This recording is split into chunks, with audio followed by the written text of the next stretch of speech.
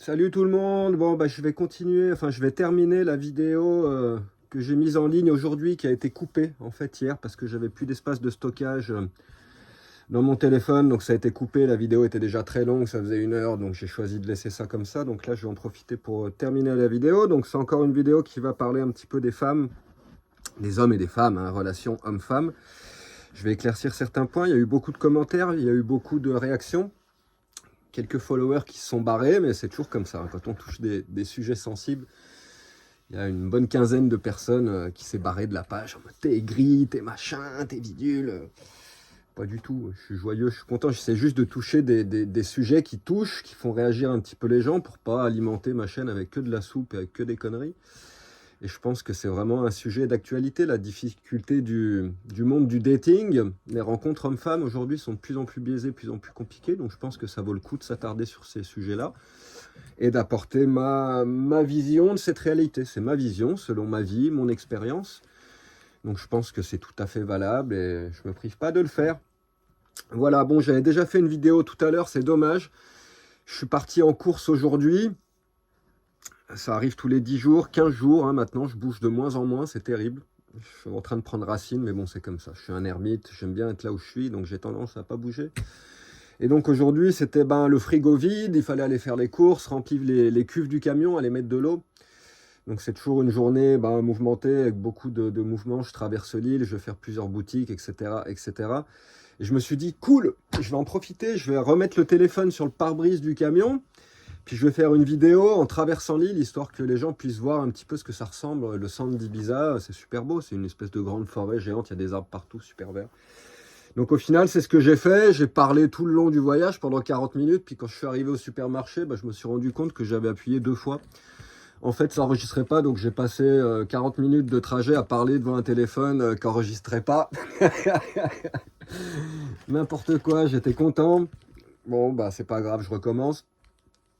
Et donc j'en avais profité pour répondre un petit peu à une follower qui met toujours des commentaires très doux, très sympas, très lucides. Emma, donc j'avais touché un petit peu le sujet qu'elle abordait, le sujet de l'argent, parce que c'est aussi une des choses qui pèse vraiment dans la balance des problèmes des couples aujourd'hui.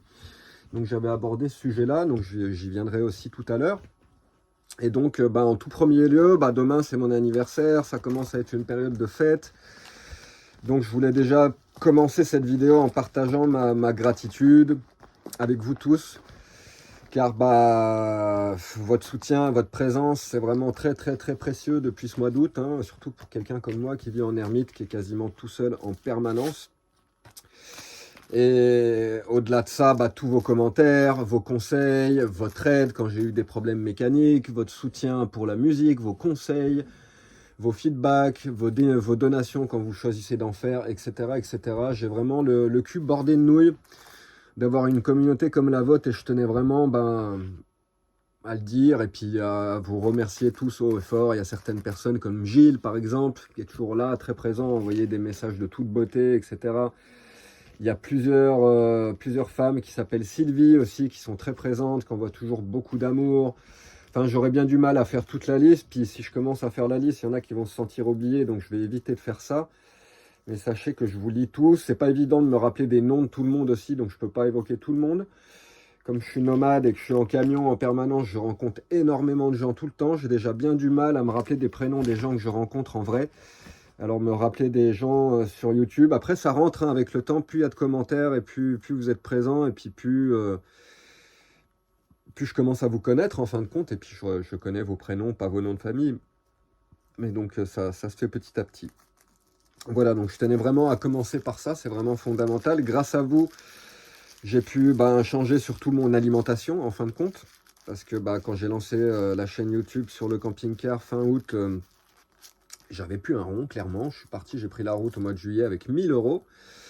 On est mi-décembre et j'ai toujours 1000 euros sur mon compte. Et ça, c'est grâce à vous. C'est un petit peu grâce à YouTube parce qu'ils payent un petit peu, vraiment 3 carottes. Hein. Je ne vais pas faire les comptes de ce qu'ils m'ont donné jusque-là, mais c'est vraiment pas grand-chose. Ça doit être moins de 600 euros, je pense. Donc le gros du gros, en fin de compte, c'est vous, c'est vos donations. Et je tenais vraiment à envoyer ce message d'amour, de remerciement à tous ceux qui participent, qui aident.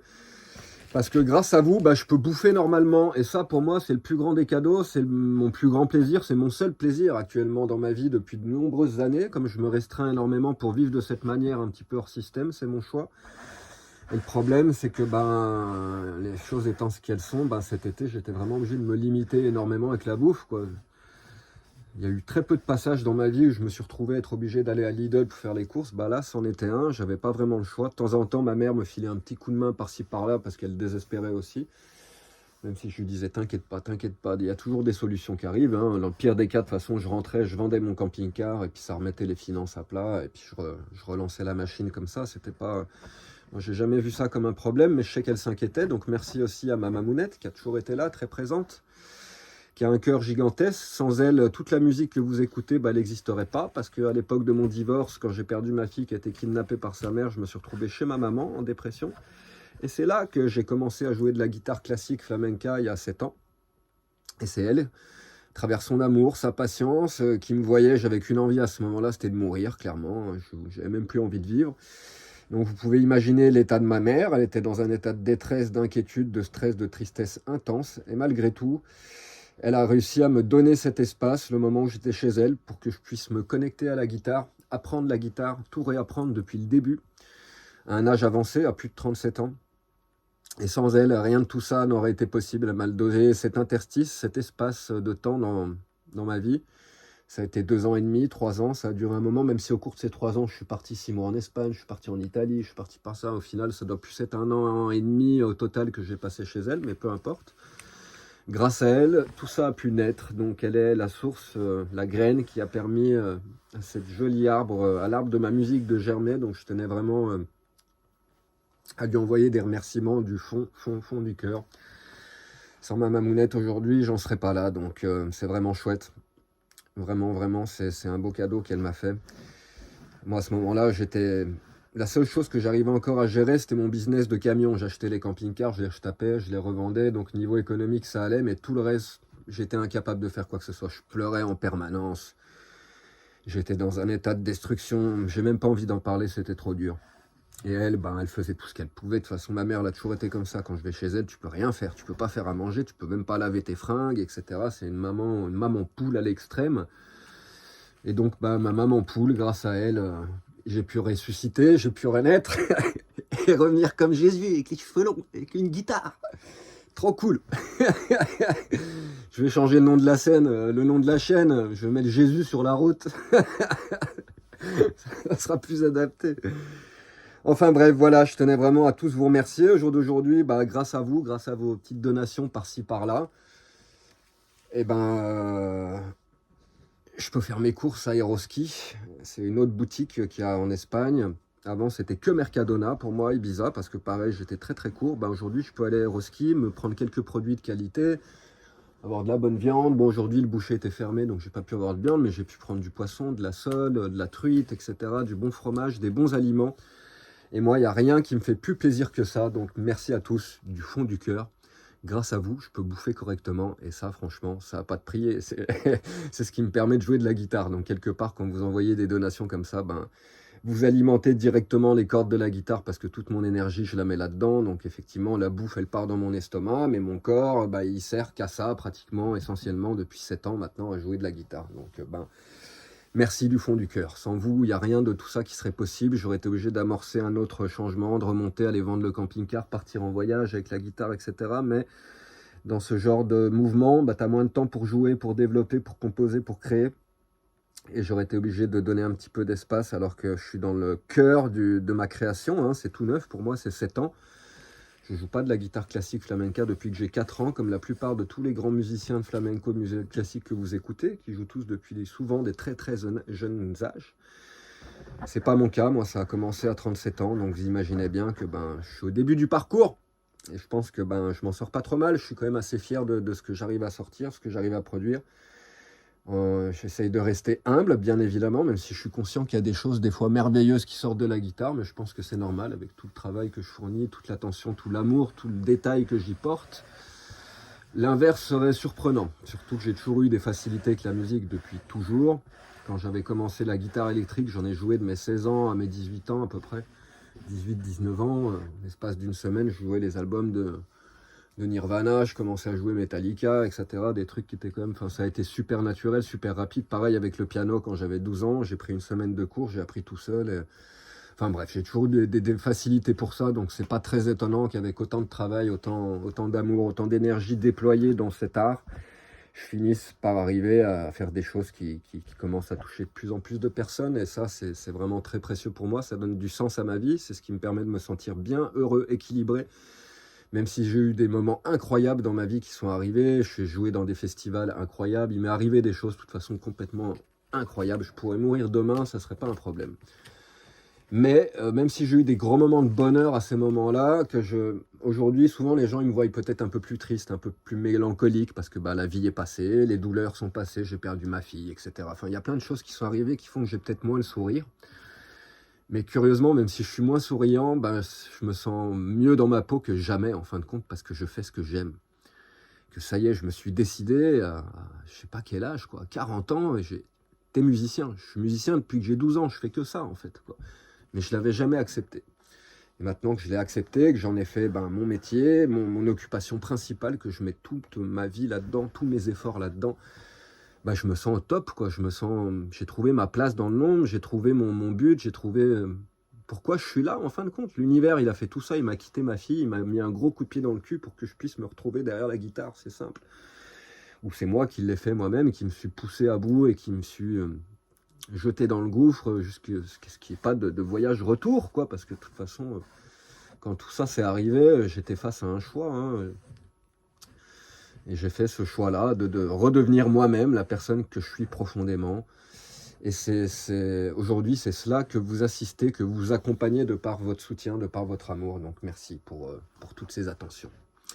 C'est très précieux. Voilà, donc je voulais parler un petit peu, je vais essayer de terminer la vidéo d'hier, c'est pas évident, je prends jamais de notes. Bon, la vidéo d'hier, le début de la vidéo, tout des débuts, je vous voyais bien, je regarde pas la caméra, je lis un truc, j'ai écrit parce que je voulais vraiment détailler, et puis pas, quand tu improvises, c'est comme avec la guitare, tu peux pas mettre autant de détails et complexifier, densifier autant d'histoires, ça s'étale, et des fois que les vidéos où tu parles, ça peut être trop long pour certains. Donc voilà, j'écris pas. Et donc, oui, je voulais répondre un petit peu à plusieurs personnes. Donc, effectivement, il y a une personne qui m'a dit dans les commentaires que le sujet était trop vaste, ça sert à rien parce que c'est trop compliqué, le sujet est trop vaste. Alors, je vais commencer par ça. Non, pour moi, le sujet n'était pas trop vaste. Le sujet que j'ai abordé hier était très simple. C'était la disparition des gentlemen, des comportements de gentlemen chez les hommes. C'est ça que je voulais aborder. Donc, c'est parti un petit peu dans pas mal de directions. Il y en a qui disaient oui, c'est un sujet qui est trop vaste. Il y en a d'autres comme Emma qui ont dit oui, il y a aussi le sujet de l'argent, etc., etc. Mais c'est des sujets qui se connectent à ce sujet en fin de compte, qui sont complémentaires.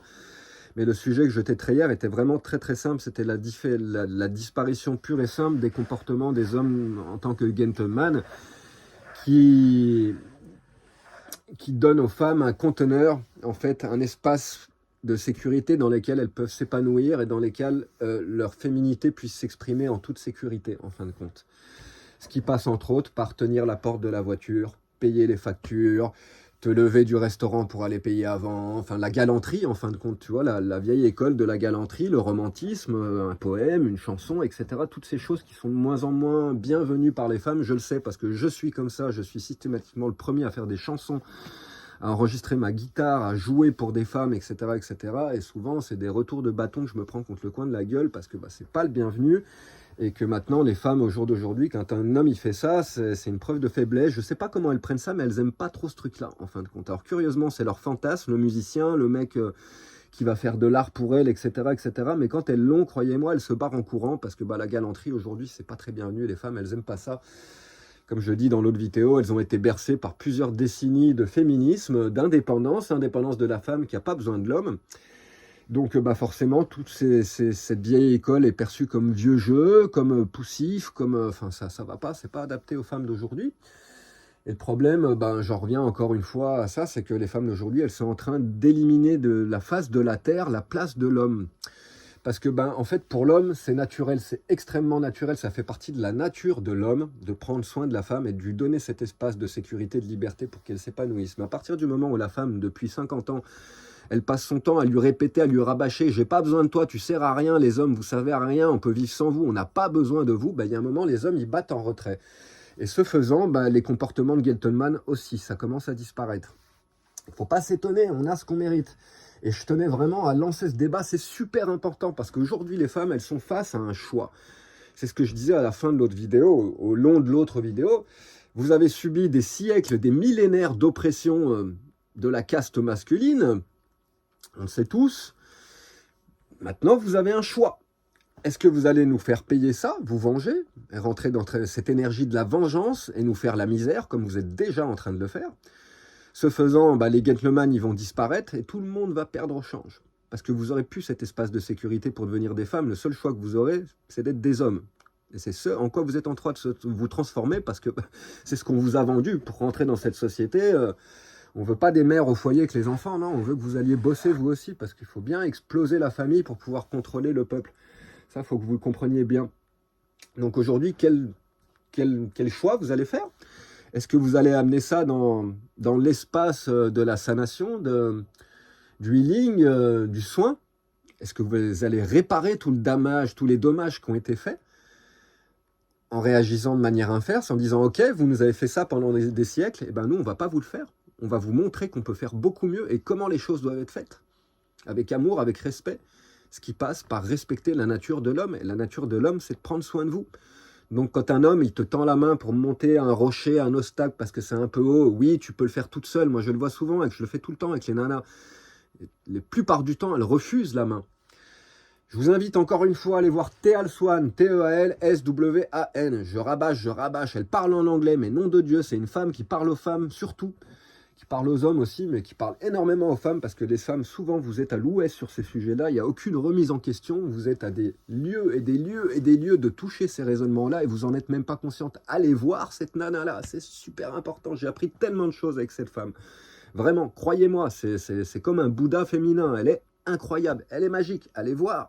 Regardez, écoutez-la, et vous n'aurez plus besoin d'écouter ce que je dis moi, parce qu'elle le dit 1 milliard de fois mieux. Allez écouter ces choses-là, et elle le dit très bien. Moi, quand un homme me tend la main, je la refuse jamais. Période, fin de l'histoire, c'est comme ça. À ce moment-là, elle est en conférence avec d'autres femmes, et les autres femmes disent « Bah oui, ça se sent bien. » Bah oui, ça se sent bien. Les femmes, elles adorent ça. Elles adorent ça. C'est la base. Et ça permet de redonner à l'homme sa place. À chaque fois que l'homme, il ressent dans ton corps que ce qui te donne cet espace de sécurité, son aide, que ça soit financière, physique, etc., c'est bienvenu, et il ressent à travers ta réaction corporelle que c'est un grand oui, c'est comme un shoot de self-esteem, d'estime de soi.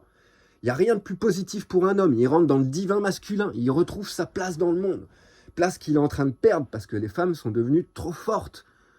On n'est jamais trop forte. Quand je dis trop forte, c'est que ça devient des femmes entrepreneuses, des businessmen, etc., etc. Elles n'ont plus besoin des hommes. Et moi, je connais bien le sujet, je passe mon temps à tomber sur des nanas comme ça, sur des peintres très connus, des artistes connus, etc., etc., des femmes qui n'ont pas besoin d'hommes, qui sont souvent avec des enfants toutes seules, à les élever toutes seules, qui ont des énormes traumatismes, etc., et qui sont bien incapables de laisser le moindre espace, le moindre interstice pour que toi, tu te sentes utile. Donc à chaque fois, tu te sens transparent. En plus, elles ont plein de fric, etc. Donc, si elles n'arrivent pas à te donner ta place, forcément, ça tourne court, quoi, parce que tu n'as rien à leur apporter. Et c'est bien le problème, quand la femme prend la place de l'homme et commence à adopter des comportements masculins, l'homme n'a plus sa place et tout part en vrille. Comme ça que la société d'aujourd'hui, elle est dystopique, que le monde du dating, des rencontres part en couille, que plus personne n'arrive à rencontrer plus personne. Faut pas généraliser, il y a plein de gens qui se rencontrent, il y a des mariages, etc. Mais ça devient de plus en plus compliqué. Je le sais, je voyage beaucoup, je connais plein de monde, j'ai plein d'amis. Le nombre de potes que j'ai qui sont célibataires depuis tellement longtemps, alors que c'est des mecs merveilleux, avec des cœurs immenses, etc. Travailleurs, bosseurs, créateurs, artistes, visionnaires ou businessmen, etc. C'est tous les profils, tout le monde y passe, c'est la débandade. Donc à chacun de faire un petit peu de ménage devant sa porte, et je vais inviter les hommes à le faire aussi, parce que très souvent, ce qu'elle explique, Teal Swan, c'est qu'elle dit conteneur, c'est un mot anglais, conteneur, que l'homme c'est ça, c'est le conteneur en fin de compte. Et le problème, c'est que souvent, cet espace de sécurité qu'il doit créer, en fait l'homme il crée tout l'inverse. Et c'est lui qui devient le danger pour sa compagne. Au lieu de lui donner cet espace de sécurité, de bien-être, de détente, etc., elle puisse s'épanouir, c'est tout l'inverse, c'est lui qui va venir faner sa compagne. parce qu'il attend d'être réparé émotionnellement par sa femme. Ça marche pas non plus. Donc les mecs, je vous invite à faire un gros travail sur vous-même. Passez du temps tout seul. Quand vous changez de campagne, quand vous devenez célibataire, profitez-en, c'est un cadeau des dieux. Ne sautez pas sur une autre personne. Pas dans les jours qui viennent, pas dans les semaines qui viennent. Donnez-vous des mois, des temps de réalisation, des temps de compréhension pour comprendre, pour grandir. C'est super important. La mémoire du corps, il n'y a rien de plus fort. Ton corps, il se rappelle, même quand tu es vieux, de quand tu prenais ton grand-père dans les bras, ou quand tu touchais un tel, ou quand tu touchais ta femme. La mémoire corporelle, elle est immense. Donc à chaque fois que tu fais l'amour avec quelqu'un, ça rentre dans la mémoire corporelle. C'est énorme comme énergie. Tu te charges de l'énergie de l'autre personne.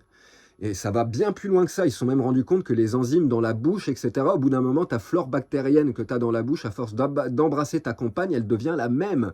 Tu fusionnes même au niveau hormonal, même au niveau des bactéries, etc. Donc c'est super dense au niveau énergétique. Donc nous les mecs, faites attention à ça. Moi j'ai eu toujours plein de potes. Moi je suis pas comme ça. Je suis pas un coureur, même si j'ai eu beaucoup de compagnes. Je suis pas le genre à courir derrière les nanas et draguer tout ce qui bouge. Ça arrive très naturellement, régulièrement. Même si de moins en moins avec les années qui avancent, c'est normal. Mais j'ai toujours eu des potes qui sont des grands coureurs. J'en ai eu quelques-uns. Mon meilleur pote dans mon village à Chalon, il se reconnaîtra, c'était un énorme coureur. Bon, il s'est calmé quelques temps, il était en couple, etc. Et Ibiza, pareil. Enfin, de toute façon, systématiquement, je tombe toujours sur ce genre de potes qui sont des coureurs pas possibles. Ils ne se rendent pas compte à quel point ils se chargent. Enfin, c'est le bordel dans leur corps. Il y a plein de nanas qui sont là-dedans, accumulées au bout d'un moment, mais ils sont en vrac, ils se retrouvent malades ou pas bien, ou en dépression, etc. Obligés de faire un gros nettoyage dans leur vie, de tout arrêter. Enfin bref. Faites attention à ça, les femmes aussi, hein, ça vaut pas que pour les hommes. C'est pas parce que je fais pas la précision à chaque fois que j'englobe tout sur l'homme ou sur la femme. Je peux pas systématiquement mettre des guillemets, des parenthèses dans mon débat et à chaque fois vous rappeler que je généralise pas, tu vois. C'est important, mais enfin, les hommes et les femmes, on n'est pas pareil, on n'a pas les mêmes problèmes. Et nous, souvent, dans le couple, ben, on a ce problème-là, quoi. On va avoir, par exemple, un des problèmes qui peut être très récurrent, ben, c'est que notre femme, elle veut plus trop faire l'amour, elle veut plus trop nous toucher, donc comme on commence à être frustré, et ça commence à créer des gros problèmes dans le couple, au lieu d'essayer de comprendre pourquoi notre femme, elle s'est fermée émotionnellement, parce que quand elle est fermée émotionnellement, ben, elle ferme les cuisses aussi, c'est normal, quoi. Ben, quand ça se passe comme ça, évite d'aller la tromper, évite d'aller voir ailleurs, et puis c'est le moment de connecter avec ta femme et puis d'essayer de fouiner, de voir, d'essayer de comprendre, de t'intéresser pourquoi elle se sent plus en sécurité et pourquoi elle s'ouvre plus à toi. Il y a sûrement une raison et la raison, elle vient sûrement de toi et puis des deux, en fin de compte. Après, je vous l'accorde, c'est un bordel pas possible, c'est plus facile à dire qu'à faire, mais bon, c'est important d'être attentif. Les temps sont tels qu'ils sont et la vie, elle est déjà assez compliquée comme ça et souvent, notre seul cocon, l'endroit où on se recharge, c'est chez nous, notre foyer, avec notre nana, notre mec, etc. Donc si là aussi c'est le bordel, il n'y a plus de temple, il n'y a plus d'espace de paix, il n'y a plus d'endroit pour se recharger, pour être protégé du système extérieur, là, de tout ce bordel. Donc c'est sacré tout ça, n'oubliez pas, la famille c'est sacré, la maison c'est sacré, et c'est là qu'il faut travailler, c'est là qu'il faut porter vraiment beaucoup d'attention.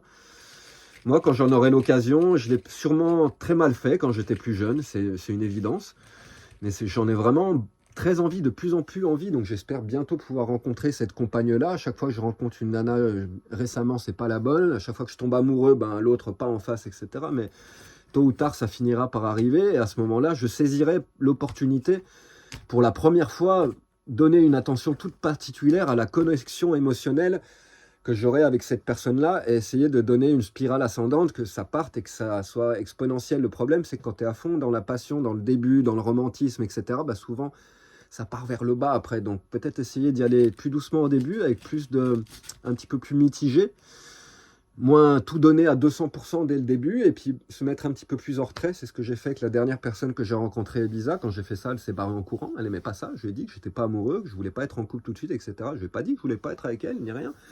Et donc pourquoi elle a coupé court? Parce que ben, je me projetais pas, etc. Et moi j'étais juste en position d'observateur en fin de compte, et grand bien m'en a pris, parce qu'en fin de compte je me suis rendu compte que ma présence ne lui importe pas, puisqu'elle a disparu du jour au lendemain. Bon, on reparle un petit peu ces derniers temps, mais parce que j'ai envoyé des messages, comment ça va, qu'est-ce que tu deviens, etc. Sinon elle ne l'aurait pas fait. Parce qu'à travers ça, elle a repris l'ascendant, en fait, comme c'est moi qui ai recontacté. Salut, ça va, qu'est-ce que tu fais? Enfin, moi, on venait de se connaître, je voyais pas de raison d'arrêter de se voir, quoi. Donc, elle a pu donner signe de vie pour me dire, ah, mon coco, tu veux pas être avec moi, tu veux pas être en couple, tu vas voir, quoi. Moi, quand il n'y a plus de news, plus de trucs, bah, je suis un mec, je suis un être humain, et à un moment, je suis là tout seul sur ma plage, je lui envoie un message, salut, ça va, qu'est-ce que tu fais? Et là, elle a commencé à sentir, puis on s'est revus, on s'est tombé dessus sur un parking. Elle était très contente de me voir, donc le soir, je suis passé la voir chez elle, on a passé la soirée ensemble, etc. Elle m'a pas laissé la toucher, l'embrasser, etc. Elle m'a dit, je sens dans ton corps que t'es chaud, que tu veux me toucher, que machin, et je fais, bah moi aussi, je sens la même chose. Puis elle me laissait, hein, je lui touchais le ventre, les cuisses, etc. Pas pu l'embrasser, pas pu lui toucher la poitrine, rien. Elle me disait que non, qu'elle ne ressentait rien. Puis après, moi, je suis reparti, je suis allé à la maison, on a continué à parler sur le téléphone, puis elle a fini par me dire que derrière, elle allait se masturber parce que bah, elle n'en pouvait plus. Donc en fin de compte, elle mentait, elle manipulait.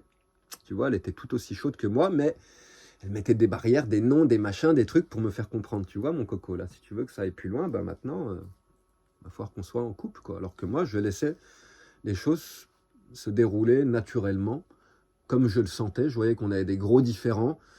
On les a toujours, et je sais que je pourrais pas être en couple avec cette personne-là, même, enfin, j'en sais rien, tu sais jamais ce qui peut arriver. J'aurais aimé continuer la connexion, la relation pour voir où ça menait, mais effectivement, il y avait des grands différends, particulièrement sur le thème de la musique. Elle veut être DJ, pop star, devenir connue mondialement, alors qu'elle est même pas encore musicienne, elle commence tout juste, et moi, ça, c'est un message qui me choque. Pas des raisons valables pour moi, et en plus de ça, la musique qu'elle écoute, c'est tout ce que je déteste dans la musique. Donc déjà, c'est une base très compliquée. Si elle peut pas mettre la musique dans notre maison et que je pars en courant à chaque fois, ça va foutre le bordel. Et si je sors ma guitare et que ça la fane, et puis fortement ça la fanera, parce que vu ce qu'elle écoute, je pense que ma guitare ne la touche pas, c'est une évidence. Donc voyant ceci et cela, moi c'est ce qui m'a freiné, c'est pour ça que je lui ai tout de suite dit que je me projetais pas plus que ça. Et quand j'ai fait ça, elle est rentrée dans le jeu de manipulation de « Ah, tu veux pas? Eh ben, je dis plus un mot, je réponds plus au message, plus rien, comme ça tu vas me courir derrière, quoi. » Ce qu'elle sait pas, c'est que moi je lui cours pas derrière, quoi. Je suis juste, j'estime être honnête et être normal, quoi. De temps en temps, j'envoie pas un message tous les 3 jours ni tous les 4 jours, quoi. Mais une fois par semaine, une fois toutes les 2 semaines, coucou, ça va, qu'est-ce que tu fais? Tu veux passer manger un bout, etc. Enfin, normal. On peut être pote aussi, il n'y a pas de problème, quoi. Et je me suis rendu compte qu'en fin de compte, ma présence ne l'intéresse pas. Donc, parce que elle est plus là, quoi. Donc, quand quelqu'un t'importe, tu disparais pas comme ça, tu rentres pas dans ce genre de jeu-là. Oui, tu me veux pas, oui, non, oui, non. Oui. Moi, ça m'intéresse pas, ce genre de jeu-là. Donc, quelque part, grand bien m'a pris, pour la première fois de ma vie, de prendre un peu de recul, de reprendre un peu de distance et de me mettre en position d'observateur. J'ai pu voir tout ça. Je sais que maintenant, attention, parce que si elle revenait au galop, ça serait forcément très, je pense, très toxique avec cette personne-là. C'est parti sur des mauvaises bases. Donc, ça ira pas plus loin. Puis de toute façon, elle est repartie aux États-Unis, donc c'est très bien. Enfin voilà, je pense que c'est important de toucher tous ces sujets-là. Hein. On a tous nos histoires, on a tous notre vécu, nos blessures.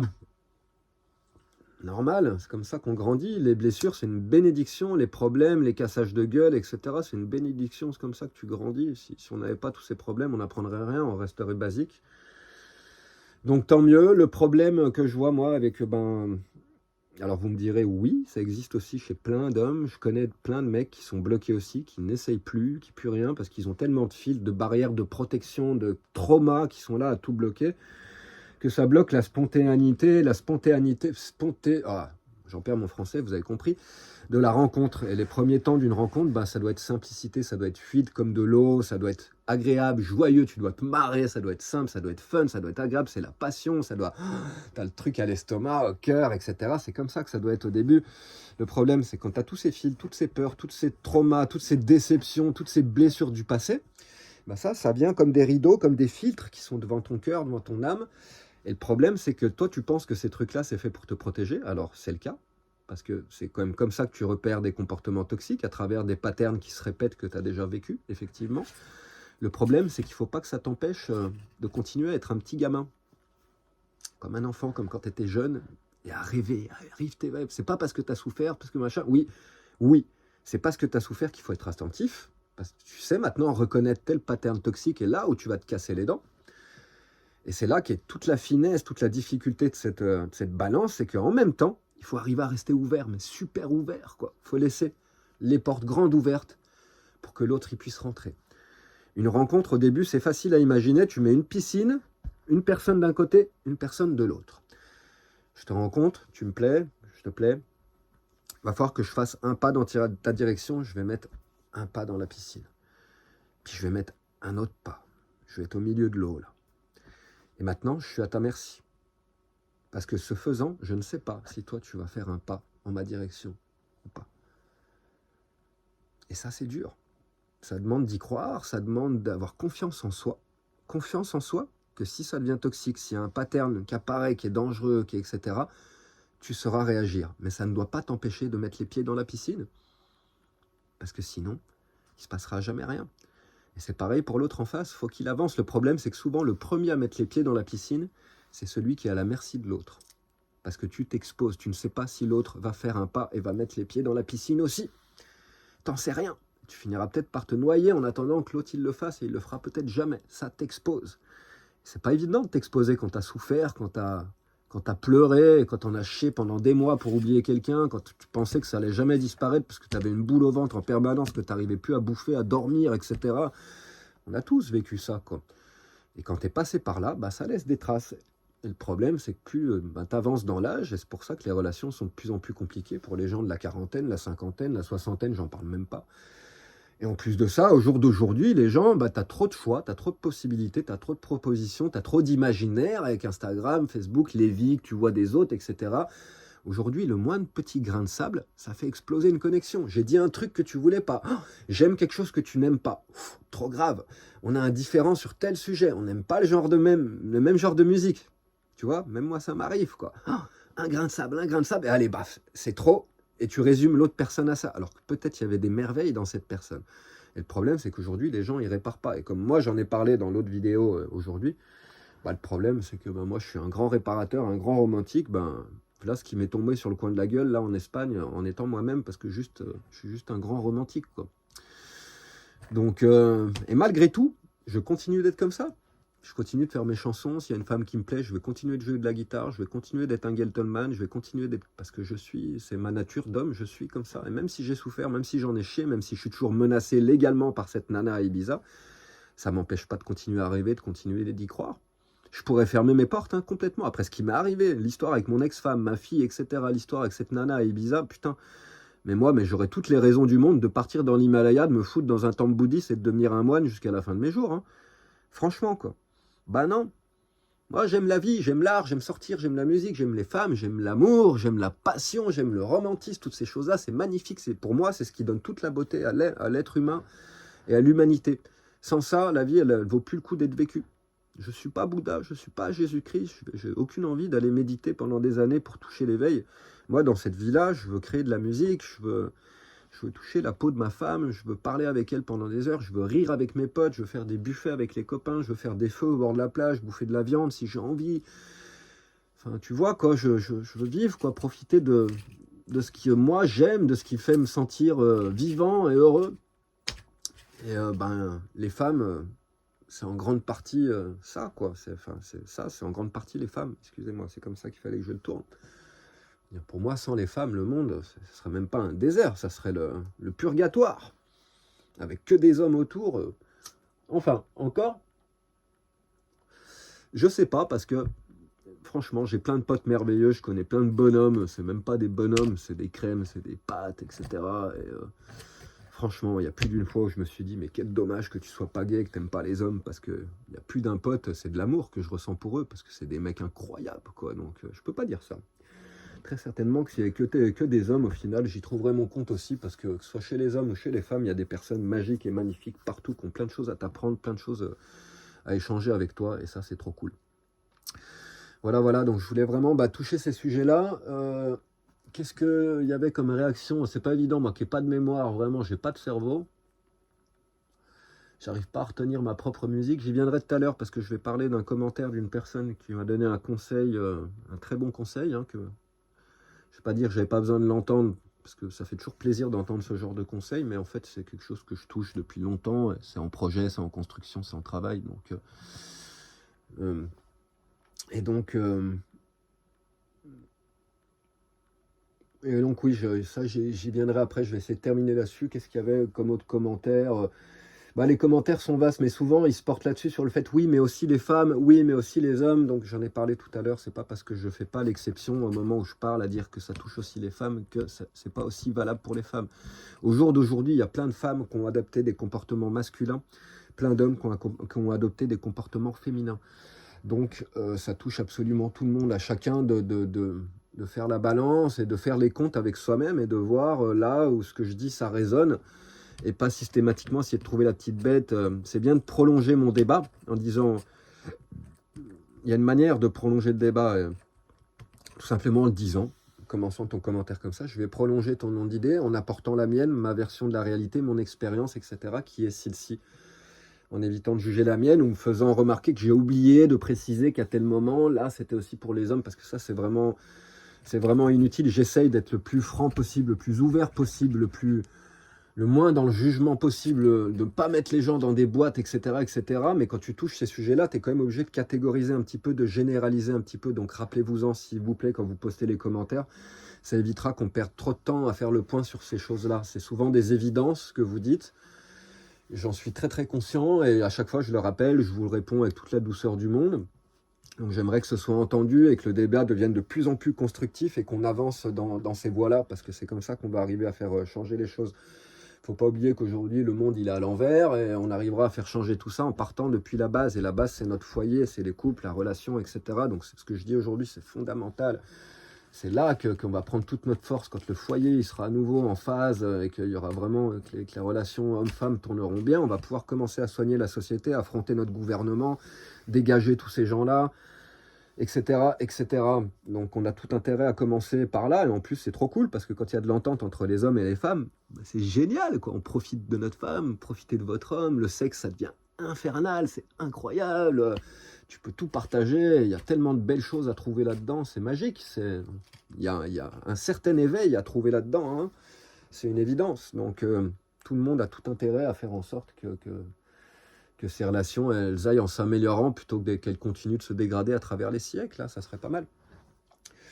Et donc voilà, j'aurais pu faire une vidéo, hein, parler avec le gros tic sur les agriculteurs en Ariège, etc. Mais je me refuse, même si effectivement j'ai pensé à le faire, hein, pour faire un petit peu des vues, pour faire un petit peu de l'argent, parce que moi aussi je mange pas que du sable et des algues. Donc il faut quand même que mes vidéos elles génèrent un minimum, et force est de constater qu'il n'y a que quand tu abordes des sujets qui choquent ou des trucs d'actualité que ça marche vraiment, ce qui me désole vraiment. Mais bon, fidèle à moi-même, je fais ce que j'ai envie. Donc si l'envie m'en prend, j'en ferai peut-être une pour parler spécifiquement de ce sujet-là. Ou peut-être que je vais en parler maintenant. Bah en fait, ça vous surprend? Vous n'avez pas compris encore que le gouvernement, c'est des violents? Ils passent votre temps à vous dire à l'école que la violence, c'est pas bien, c'est interdit. Tu tapes sur quelqu'un, tu tues quelqu'un, tu finis en prison. Mais eux, ils peuvent le faire, quoi. T'as pas compris encore, quoi. Bah oui. Eux, ils ont le droit à la violence, c'est pas de problème. Parce que c'est eux. C'est leur loi, c'est eux qui ont décidé, c'est comme ça. Donc si eux, ils ont décidé d'aller taper sur la gueule des agriculteurs et puis de leur niquer leurs 200 vaches, bah c'est comme ça. Puis c'est pas les premiers, il y a eu les pompiers, il y a eu les étudiants, il y a eu les universités, il y a eu machin. Enfin en fait, ils tapent sur tout le monde, ils tapent sur la gueule de tous ceux qui sont pas d'accord avec eux. Vous avez pas compris ça?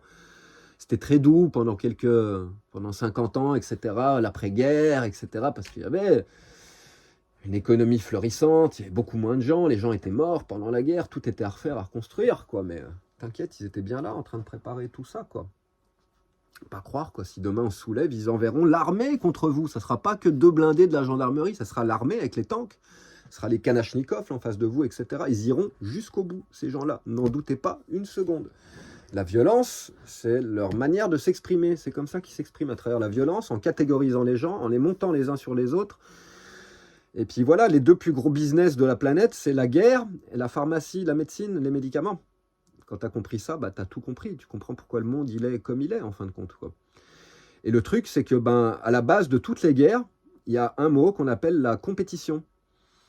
Or, notre système éducatif est basé sur le notage, sur la compétition. Donc, il n'y a aucune école, au jour d'aujourd'hui, qui n'est pas basée sur la compétition. Et ça fermente toutes les guerres. Donc, en fait, toute nos éducations, toute l'éducation de la planète est faite pour fermenter les guerres. Parce que la guerre, c'est un des business principaux. C'est comme ça qu'ils attrapent le plus de matières premières, de ressources, comme ça qu'ils vendent des armes, etc., etc., qu'ils mettent des pays dans la dette, qu'ils leur débloquent des fonds. Enfin bref, c'est un business de dingue. C'est ce qui rapporte le plus d'argent. Et à la base de toutes les guerres, il y a une compétition. Donc quand les gens sont formés depuis le plus jeune âge à être dans la compétition les uns contre les autres, forcément la société, elle est bien ce qu'elle est aujourd'hui. Alors qu'à la base, la société, c'est une osmose, c'est une coopération. Les villages, les tribus, j'en ai parlé hier, en Afrique, en Amazonie, etc., ça marche comme ça, en coopération. T'as pas un Indien qui va dans la jungle choper toutes les bananes de l'arbre et qui les met dans sa hutte, puis qui bouffe tout, et puis bah, si tu veux lui en manger, il va falloir que tu le payes. Ça marcherait pas, ils seraient tous morts, quoi. Pour que ça marche, c'est coopération totale. Les hommes, ils vont chasser ensemble, les femmes, elles gardent les enfants ensemble, etc. C'est une synergie, une coopération. On bosse ensemble pour faire que le système de la tribu fonctionne. Voilà comment ça marche. Un arbre, c'est pareil. Il ne fait pas des fruits pour lui tout seul. Les fourmis, elles ne sont pas toutes seules à faire leur terrier, à aller chercher des trucs. Non, elles travaillent toutes ensemble. Une abeille, elle ne fait pas le miel toute seule pour manger le miel dans son coin, dans sa ruche. Ce qu'on t'a vendu, le rêve américain, que tu seras le plus heureux du monde dans ta jolie baraque, avec ta jolie femme, ta jolie bagnole, bah en fin de compte, c'est rien d'autre qu'une île isolée au milieu de l'océan. Ils t'ont isolé comme ça, dans ta jolie maison, avec ta femme, etc., dans ton cocon. Et c'est comme ça qu'ils nous ont tous contrôlés. En éclatant toutes les sociétés, toutes les regroupements de villages, les tribus, etc. Et ça dure depuis des siècles et des siècles et des siècles. Parce qu'ils comprennent bien que bah, comme ça, les jeunes, ils sont libres. Hein. Tu n'as pas besoin d'être très nombreux. Hein. 100, même pas, on va dire, ouais, 100 personnes, 200 personnes autour de toi dans une petite tribu, un village, c'est parti, hein, vous survivrez éternellement. Jour de jeudi, ça sera beaucoup plus compliqué parce que la terre est tellement abîmée qu'elle a de moins en moins à offrir, donc les ressources disponibles dans la nature sauvage sont très limitées, donc ça serait compliqué, mais la réalité est celle-ci, c'est que, bah, en fin de compte, quand les machines sont apparues, ils ont voulu envoyer les gens à l'usine. Tu crois sincèrement qu'il n'y a personne qui avait compris avant qu'on pouvait faire des machines, qu'on pouvait faire de l'électricité, qu'on pouvait faire ces choses-là? C'est juste que peut-être ces gens-là, ils avaient assez de conscience pour se rendre compte qu'il fallait détruire l'environnement, la civilisation, la société, la famille, etc. Donc ceux qui ont fait ça, ils l'ont fait pour leurs propres intérêts. À partir du moment où il a fallu que tout le monde aille bosser à l'usine pour alimenter ces grandes fabriques, ça a été le début de la fin. Et c'est comme ça qu'ils ont, de toute façon, toute force d'opposition, ça les dérange. Donc les communautés, aujourd'hui, permaculture, etc., les villages, tout ça, ça les dérange énormément. C'est là qu'ils ont le moins de contrôle, quand les gens se regroupent. C'est pas pour rien que tu n'as pas le droit de te rassembler à plus de 70 personnes. Il est où le problème? Pourquoi on ne pourrait pas être 200 à parler de politique, à parler de tout ça et voir comment on peut changer tout ça? Parce qu'on est une menace pour leur système. Donc sois bien conscient qu'au jour d'aujourd'hui, le peu de liberté qui stresse, c'est ce que eux ils t'ont laissé, qui ne les menace pas. Tout ce qui peut être dangereux pour le système toxique qu'ils ont imposé, ce système esclavagiste, où tout le monde est triste, manipulé, utilisé, exploité jusqu'à la moelle. En fin de compte, le peu de liberté qu'on t'a laissé là-dedans, ce ne sont pas des libertés, ce sont le peu de pièces qui restent qui ne les menacent pas. T'as bien compris ça. Donc quand t'as capté ça, t'es dans la merde, parce que tu comprends qu'il va falloir que tu te désobéisses. T'as pas le choix. Il y a un moment, il va falloir que tu arrêtes de payer tes impôts, il va falloir que tu arrêtes de faire ci, ça, parce que tant que tu continueras d'alimenter cette machine, elle ne s'arrêtera pas. Ça fait des siècles que ça dure, et pour le moment, c'est pas prêt de s'arrêter. On en est bien loin. Dommage, parce qu'on est tellement nombreux au jour d'aujourd'hui, si tout le monde s'arrête de bosser, tout le monde, hein, ben les banques, elles mettent la clé sous la porte en pas longtemps, quelques semaines, même pas. Tout le monde va sortir son cash des banques, etc. Le système bancaire s'effondre. À partir de là, on commence à faire s'effondrer tout le système. Ça va être dur. Là, tu n'auras plus ton Internet, tu n'auras plus ta télé, tu n'auras plus machin. Il y aura des privations de matériel immenses, mais n'oublie pas, d'une part, que la nature est abondante, elle a tout à offrir. N'oublie pas que tu le vois aujourd'hui, les paysans, les agriculteurs sont de ton côté. Ils n'arrêteront pas de faire de la bouffe pour échanger avec les autres. Ils n'arrêteront pas, ils seront de notre côté. Tu mourras pas de faim, tu mourras pas de soif. Tu ne mourras pas de froid parce que tu n'as pas de vêtements, etc., etc. Tout ça, c'est qu'une illusion. Par contre, il va y avoir de la privation, il va y avoir moins de matériel, il va y avoir moins de bien-être économique. C'est la seule manière pour arriver à faire changer tout ce bordel. Et ça va être compliqué quand tu vois toutes les industries qu'ils ont construites, toutes les routes, toutes les autoroutes, toutes les infrastructures qu'ils ont mises en place. Pour faire sauter tout ça, ça va être très compliqué. Mais on n'a pas besoin de faire sauter tout ça. Il y a plein de choses qui pourraient être très utiles si utilisées différemment. L'important aujourd'hui, c'est récupérer notre pouvoir de décision, qu'on nous demande notre avis. C'est bien qu'il y ait une vraie démocratie, qu'à chaque fois qu'il y ait une décision qui soit prise, à chaque fois, on te demande ton avis et qui respecte la décision du peuple. Légalisation du cannabis, on prend ce thème-là. Bah, c'est parti. Il y a Internet aujourd'hui. Ils y arrivent bien avec France Connect, ta carte grise, ton passeport, etc. C'est tout Internet. Donc, quand il y a des décisions qui nous concernent nous et pas eux, le prix du pain, le prix du gazole, etc., ça nous concerne nous, en priorité. Eux, ils sont beaucoup moins nombreux que nous. Ben, il devrait y avoir systématiquement des référendums où toi, tu rentres sur le site du gouvernement et tu votes. Pas compliqué à mettre en place en 2025. Pourquoi ils ne le font pas? Parce qu'ils ne veulent pas de vraie démocratie. Donc, il faut dégager tous ces gens-là. C'est important qu'il y ait quand même des gens qui soient dédiés à diriger un pays, une nation, etc. Je le conçois, évidemment. Il y a beaucoup de richesses, beaucoup de choses à gérer, c'est très complexe. Mais pas de cette manière-là, d'une manière où on ne te demande plus rien, on prend toutes les décisions sans te demander ton avis, et on t'a transformé en vache à lait. C'est ça qu'on veut arriver à faire sauter, soyez-en bien conscients. Le problème, c'est que pour faire sauter ça, il va falloir aller très loin. Ça risque de se finir en guerre civile, ça risque de se finir très mal, parce que eux, ils sont très mal intentionnés. Vous le comprenez aujourd'hui, enfin. Vous auriez dû le comprendre quand ils ont tapé sur les pompiers après le Covid, etc., etc. Enfin, moi, ça fait très, très, très longtemps que j'ai compris ça. C'est pas d'hier, j'ai 45 ans. Depuis que j'ai 15 ans, j'ai compris toutes ces choses-là, quoi. À un moment, il faut se réveiller, quoi. C'est pas mieux que le temps des rois. Non, non. C'est presque, c'est même pire. On est beaucoup plus taxé qu'à l'époque. Il faut des autorisations pour tout. Pourquoi on a des beaux châteaux cathares? Pourquoi on a des beaux châteaux dans la Loire, des machins, des trucs historiques de partout, des jolies pierres partout en France? Parce qu'à l'époque, il ne fallait pas demander 50 autorisations et puis payer 50 permis et machin, et puis te casser la tête pendant 25 ans avant de pouvoir mettre une baie vitrée dans ta baraque, quoi. Comme ça qu'on a construit toute cette beauté, qu'on a créé toutes ces belles choses en pierre, toutes ces sculptures, toute cette vieille civilisation si belle. Aujourd'hui, le système, il est biaisé, il a tout foutu en l'air. La famille, la construction, la ville, les monuments, l'art, les relations humaines, les relations amoureuses, la bouffe, la médecine, tout est devenu un business qui en engraisse que certains, qu'une toute petite frange de la population. Et nous, on est leurs gentils esclaves.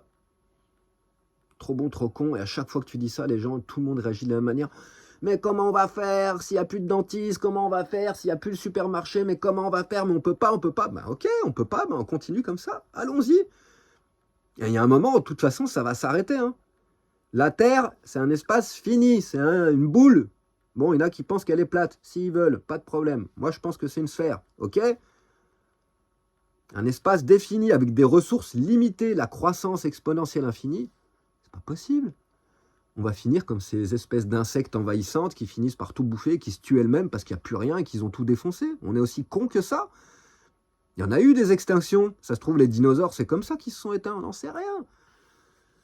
On est tellement con qu'on va finir comme ça, parce que toi, tu veux pas te priver de ton internet, de ta Rolls-Royce, de machin, de tes vacances au ski et machin, et toutes ces conneries-là. Va falloir en arriver là, qu'il n'y ait plus un dauphin, qu'il n'y ait plus une baleine, qu'il n'y ait plus rien à voir dans la nature, qu'on bousille dessus, et au final, c'est nous qui allons crever, parce qu'on fait partie de cette chaîne alimentaire.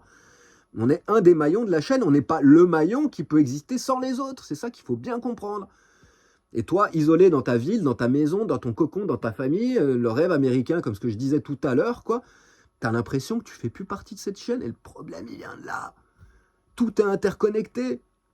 On doit bosser tous ensemble, la main dans la main. C'est comme ça qu'on va s'en sortir, nom de Dieu, et pas l'inverse. Je comprends que c'est dur, on est beaucoup trop nombreux, donc c'est dur d'avoir des débats où tout le monde s'entend, où tout le monde soit d'accord, etc., etc. Mais il y a des manières pour que les débats soient productifs et pas destructifs, pour que ça soit une discussion addictive et pas subtractive. Tu ajoutes de la plus-value à la défection, systématiquement, ni ramener ton pic, ton machin, ton truc pour démonter l'autre. Sois conscient que toute personne aura une réalité différente à la tienne. C'est tout des visions différentes, complémentaires. Ça sert à rien d'essayer d'imposer ta vision. Ça sert à que dalle. Tu perds ton temps, ceux qui le font avec moi, mais vous perdez votre temps gravement. Je suis assez décent pour vous répondre systématiquement, mais vous comprenez rien, quoi. C'est comme ça que vous participez à tout ce mal-être et à tout ce bordel. Donc voilà, les agriculteurs en Ariège, bien triste pour vous. Moi, j'ai vu beaucoup de vaches cet été, comme j'étais dans le Jura. J'étais garé avec les vaches dans le Jura carrément. Hein. Vous n'avez pas vu ça parce qu'à l'époque, mon YouTube ne marchait pas encore. À un moment, j'étais garé, j'avais le camion au milieu d'un champ de vaches. Il y avait un passage au milieu, tu pouvais rentrer avec des barrières. Et j'avais les vaches des deux côtés du camion et en face, à 30 cm. Et ça beuglait, elles avaient les cloches, les trucs. Je leur ai joué de la guitare, etc. Ce que je peux vous dire, c'est que toutes ces vaches, après des générations, des années, des siècles de breeding, de croisement, pour avoir les exemplaires les plus gros, les plus en forme, les plus résistants aux maladies, etc., le problème, c'est que quand tu fais du breeding physique et que tu ne connais pas le mental des vaches, leur âme, parce que c'est des animaux, c'est des êtres vivants, elles ont une âme, elles ont un cœur, elles pensent, elles sentent, elles ont des émotions, tu sais. Le problème, c'est quand tu as fait de la manipulation génétique, c'est pas de la vraie manipulation génétique, ils choisissent juste des mâles qui vont croiser avec des femelles pour telle ou telle caractéristique jusqu'à isoler tel gène, telle expression d'un gène dans les générations futures. Et c'est comme ça qu'aujourd'hui, bah, tu vas dans les champs, tu as l'impression de voir toutes les mêmes vaches, plus ou moins, elles sont très ressemblantes. Le problème, c'est que ben, c'est comme si toi, en fin de compte, bah, tu te reproduisais dans ta propre famille pendant des générations, les consanguins, quoi. Bah, les vaches que j'ai vues, ça n'a rien à voir avec les vaches que j'ai pu voir en Amérique du Sud ou avec plein d'animaux sauvages, j'en vois souvent. Quand tu vois les yeux de ces vaches-là, elles ont l'air complètement folles. Ça fait flipper, quoi. Il n'y a plus rien dans leurs yeux, il n'y a plus de... Et j'ai passé du temps à jouer de la guitare avec elles, à les regarder, elles adoraient ça, elles venaient, elles regardaient. Et le problème, quand tu brides et que tu mélanges la génétique comme ça, bah, si ça se trouve, tu as mélangé des tares génétiques, psychologiques, mentales, qui sont pas bonnes. Et tu te retrouves avec les exemplaires peut-être les plus sains physiquement, mais qui sont complètement dérangés mentalement.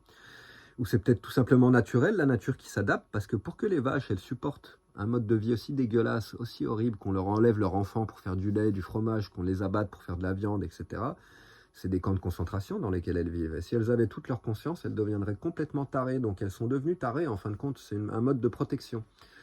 C'est ce qui se passe avec les personnes âgées qui attrapent tout Alzheimer, la démence, etc. C'est l'esprit qui se met en mode protection. Parce que si tu étais complètement conscient que ton corps dégénère, que tu perds tes facultés physiques, mentales, etc., ça serait terrible pour ton âme.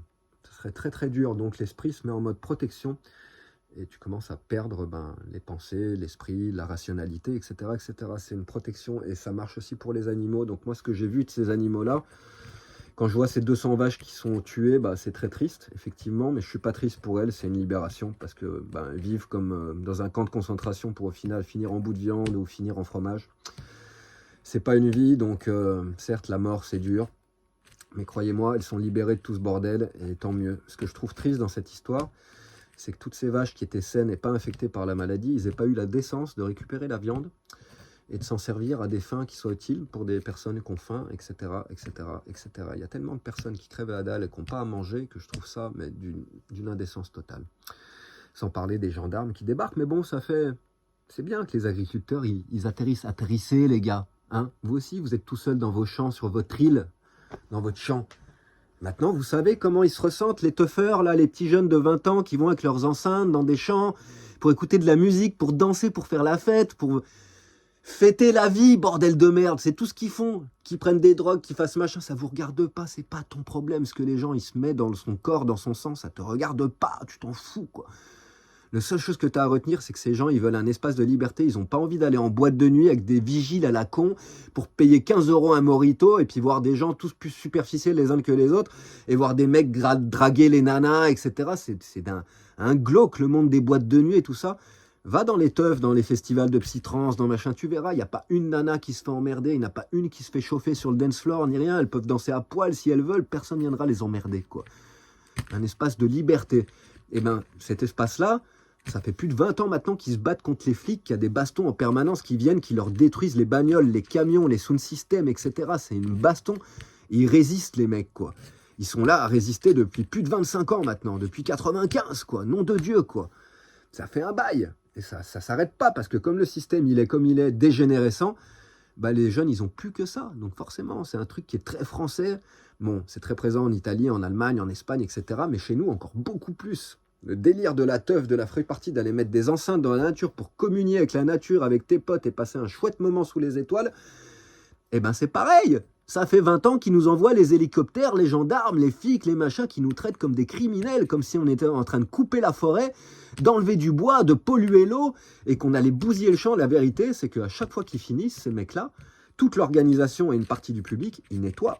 Tous les sites, ils sont nickel, systématiquement. Il n'y a rien, tu trouves que dalle. Tu ne trouveras même pas un cul de joint à la fin parce qu'ils nettoient systématiquement. Et ils viennent là parce qu'ils aiment la nature, entre autres, quoi. Ces gens-là, bienvenue au club, ils se prennent les gendarmes et machin, et trucs depuis des décennies. Des décennies. Avant, c'était plus zen. Moi, quand j'ai commencé, quand j'étais jeune, petite anecdote, je me rappelle très bien, il y avait une fête, une rêve, en Bourgogne, je ne sais plus où c'était, j'étais allé avec un pote, plusieurs potes. On arrive, il y avait des flics, je ne sais plus si c'était des gendarmes ou des flics qui étaient là, en haut, au début de là où il y avait le son était à 30 mètres, quoi. Nous, on se gare, on avait une fenêtre pétée parce qu'il avait cassé une fenêtre pour pouvoir rentrer dans la voiture, il avait perdu ses clés, je ne sais plus ce qui s'était passé, enfin bref, des bandades. On se gare, puis là, je vois une bagnole à garer, puis je vois les flics à côté en train de discuter, en train de boire une bière, tranquille. C'était il y a longtemps, hein, c'était il y a 15 ans. Hein. Les temps ont changé. Et à côté des flics, mais à 5 mètres, hein, t'avais des mecs qui étaient dehors sur la bagnole, et sur le capot de la bagnole, ils étaient en train de taper des traces de cocaïne. Je dis pas que c'est bien, hein, moi j'ai horreur de ça, tout ce qui est drogue synthétique, cocaïne, héroïne, MDM, enfin tout ce qui est synthétique, chimique, je suis absolument pas pour ces choses-là, mais peu importe. Ils étaient en train de faire ça sur le capot de la bagnole, les flics, ils étaient à 3 mètres. Ils ont très bien vu, ils ont rien dit, ils n'en avaient rien à foutre, quoi. Et le lendemain, quand on est reparti de la teuf, je veux te dire que quand tu repars d'une teuf comme ça, oui, tout le monde a pris du LSD, des champignons, des machins, des trucs. Peut-être pas tout le monde, mais la vérité, c'est que c'est comme en boîte de nuit, c'est comme partout où les gens ils sortent pour faire la fête, ils sortent faire la fête, et leur moyen de faire la fête, c'est les paradis artificiels. La vie étant ce qu'elle est, la société étant ce qu'elle est, les gens ils ont besoin de s'évader, faut pas croire un petit peu, toucher un petit peu des autres univers, des autres paradis, et s'évader un peu de cette morosité, de cette tristesse ambiante. Hein? Donc, ne juge pas ça, parce que toi aussi, tu y es passé, ou tu y passeras peut-être à un moment ou un autre. Et donc, quand on est parti de la teuf, à ce moment-là, je me rappelle encore comme c'était hier, putain, les flics, ils nous arrêtent en bas. Baisser la fenêtre, c'est pas moi qui conduisais, c'était mon pote, il baisse la fenêtre, il faudrait voir la tête de mon pote en plus. Il me regarde, fait ça va, vous sentez bien? Il fait ouais. Il fait bon, mettez votre ceinture quand même, hein. Puis bonne chance, bonne route, quoi. Ils n'étaient pas là à nous attendre avec les alcotests, les machins, les trucs. Ils étaient encore humains, les flics, à ce moment-là, quoi. C'était il y a longtemps. Hein. Comme le gros festival au Larzac, festival de Florac. Je m'en rappelle bien, celui-là, mon premier Technival quand j'étais jeune. C'est passé dans le journal après. Ils ont fait ça dans un parc naturel, sur le plateau de Florac, là-haut, c'est magnifique. Et c'était passé dans le journal que les Spiral Tribe, en fait, Alan, Despy, etc., ils avaient magouillé avec les élus locaux. C'est carrément les élus locaux qui avaient magouillé et qui avaient laissé se faire le truc, en fait, quoi. Donc, il y a un moment, l'hypocrisie générale, faut arrêter, foutez la paix aux gens, foutez la paix aux jeunes, etc. Concentrez-vous sur vous-même, sur votre travail personnel, sur ce que vous avez envie de développer, ce que vous avez envie de toucher, sur la manière que vous avez, l'image que vous avez du monde, comment il devrait être, dans vos plus grands fantasmes, dans vos plus beaux rêves. Et qu'est-ce que vous pouvez adapter de votre personnalité, de vos actions, vos pensées, pour que votre simple existence soit une prière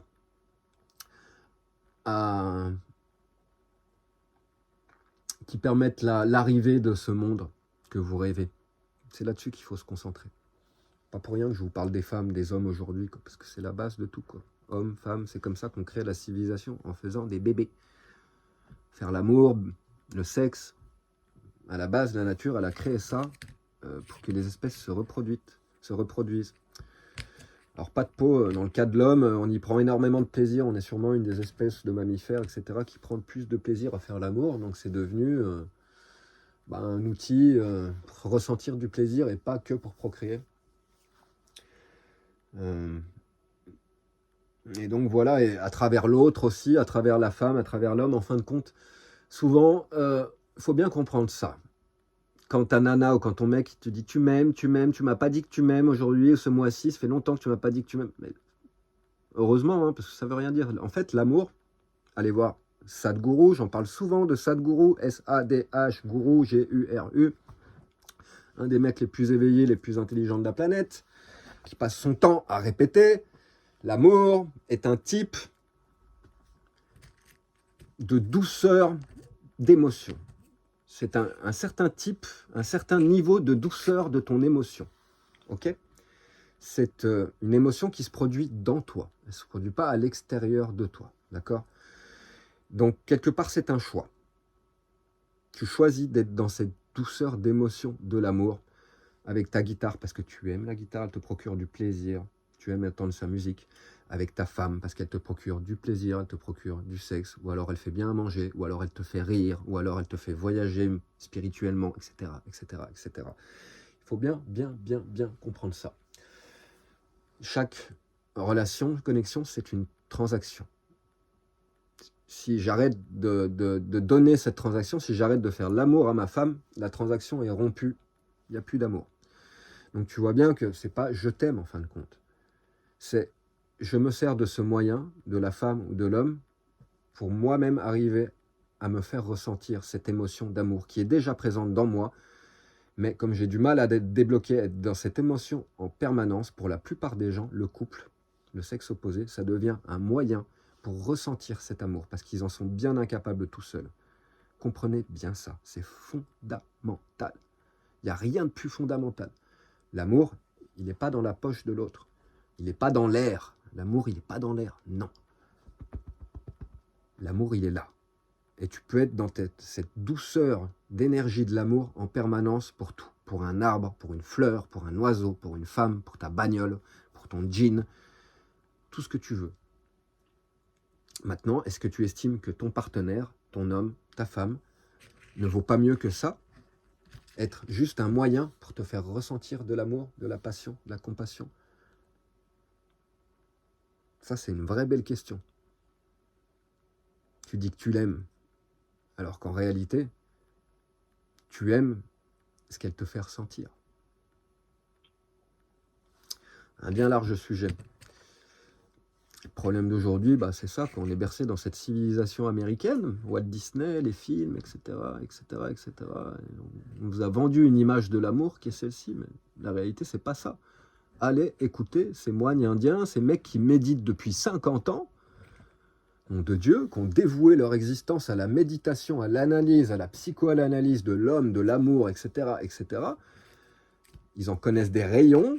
Ils savent des choses que toi, tu ne sais pas. Et en plus, c'est magnifique. Il y a Internet. Tu peux aller les écouter gratos et t'imprégner de tout ce savoir, de toute cette dévotion, de tout ce travail, de toute cette patience qu'ils ont eue pendant des générations, des décennies et des décennies, transmission de famille en famille, etc., pour arriver à développer ces philosophies-là. Parce qu'au jour d'aujourd'hui, comme on nous vend l'amour ici, les gens, ils n'ont rien compris, Moi, toutes mes copines que j'ai eues avant, que ce soit ma première nana, les autres, etc., il n'y en a pas une qui à un moment n'a pas demandé « Est-ce que tu m'aimes, machin, tu m'as pas dit que tu m'aimais ?» Mais quand tu dis « Je t'aime », à quel ça veut absolument rien dire. Je t'aime. Il y a un T devant M. C'est-à-dire qu'avec le mot M, tu associes toi. Mais non, l'amour, il est dans toi.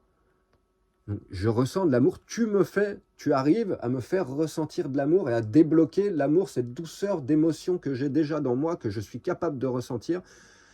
Mais grâce à toi, j'arrive à le ressentir. C'est déjà beaucoup plus sain. Tu m'aimes? Ah, tu m'aimes? Tu m'as pas dit que tu m'aimais? On va te faire foutre, je t'aime pas. C'est moi que j'aime. C'est ça la triste réalité. On vit dans une société d'illusions et tout le monde est perdu. Pas tout le monde. Et ceux qui sont plus paumés les uns que les autres, c'est compliqué. Le problème, j'en parlais tout à l'heure, les gens qui sont dégénérés, les trisomiques, ou alors les gens qui se sont mélangés le sang familial, ça a créé des dégénérations génétiques, etc. Ou même la bêtise, ce qu'on assiste aujourd'hui, c'est qu'il y a toute une frange de la population qui est de moins en moins éveillée, de plus en plus basique, de plus en plus matrixée, comme on le dit. On va parler à n'importe quelle de ces personnes-là. Tu crois qu'il y en a une seule qui va admettre qu'elle fait partie de cette catégorie-là? Il n'y en a aucune. Il n'y a personne qui voit qui fait partie de cette catégorie-là. On est tous à parler des moutons, du troupeau, de machin, de trucs. Il n'y a personne qui a l'impression d'y être dans ce troupeau. Pourtant, moi, je le vois bien à la manière de s'exprimer des gens, à la manière d'agir, à la manière de penser, à la manière de créer. La création d'aujourd'hui à travers l'art, les publicités, etc., etc. Moi, je vois que ça dégénère gravement. Mais personne ne l'admet. Personne n'est prêt à faire le travail. C'est pour ça que j'ai touché ces sujets-là hier et je vais le retoucher encore plus profondément. Je vais faire une vidéo un de ces jours pour vous expliquer mon histoire avec les femmes. Vous allez halluciner, Je ne suis pas parfait, loin de là. Moi, je reviens d'entre les morts. J'aurais pu terminer en étant le dernier des connards. Vu le passé que j'ai eu, vu le passif et les histoires de tordus et ce que j'ai fait à certaines nanas, etc. C'était pas donné, c'était pas gagné d'avance. Mais j'avais pas envie de me transformer en cette personne-là, donc j'ai fait les démarches nécessaires pour apprendre de mes erreurs. Toute la souffrance que j'ai vécue à cause de mes comportements, plutôt que de me renfermer là-dedans et devenir une personne aigrie. Il y en a plein qui me disent « mais t'es aigri, t'es machin ». Mais non, je suis pas aigri. Quelqu'un qui apprend en permanence. J'ai appris tellement de choses. J'apprends encore tous les jours. Je passe mon temps à apprendre. Je ne suis pas aigri du tout. Je suis un rêveur. Je suis un artiste, Tout ce qui m'est arrivé avec les nanas, j'y crois encore. J'attends l'âme sœur, je la cherche partout, etc. J'arrête pas d'y croire. Et pourtant, on est arrivé des belles. Hein. Je vous le raconterai, un de ces quatre, vous allez halluciner. Ce sera une vidéo de 4 heures, je pense, ça va être long. Ça va faire mal. Mais voilà, j'ai pris la décision je voulais pas devenir cette personne-là, je voulais pas devenir un connard, je voulais devenir un chouette homme, quoi, un bel homme. Surtout, je voulais que ma musique soit belle, quoi. Tu crois que tu vas arriver à faire de la belle musique en étant connard, quoi, en traitant mal les femmes, en te comportant mal avec tes amis, avec tes femmes, etc. Certainement pas, donc à chaque fois que je peux, et à chaque fois que je me rends compte que j'ai déconné, je fais en sorte de travailler sur ces choses-là et de ne pas reproduire ces comportements. Systématiquement, l'univers va te renvoyer les mêmes genres de personnes, le même genre de patterns, jusqu'à ce que tu aies compris la leçon. Et moi, je comprends bien les leçons. Il faut souvent m'expliquer longtemps, mais je finis toujours par arriver à comprendre. Et quand j'ai compris, je suis très rapide à amorcer le changement. C'est grâce à ça que je suis devenu la personne que je suis et que l'univers m'a dit merci, m'a envoyé une guitare, la nouvelle vie que j'ai aujourd'hui, un joli camion, la liberté économique, etc., etc. C'est pas pour rien. Ça a été gagné au prix de nombreuses peines, de nombreux efforts. Ça m'est pas tombé dessus du ciel comme ça. Non, non, non, non, non, certainement pas, quoi. Je dirais pas que je le mérite, quoi, mais j'ai travaillé en conséquence. Je pourrais être une toute autre personne aujourd'hui. Je suis bien content, je suis fier de moi en fin de compte.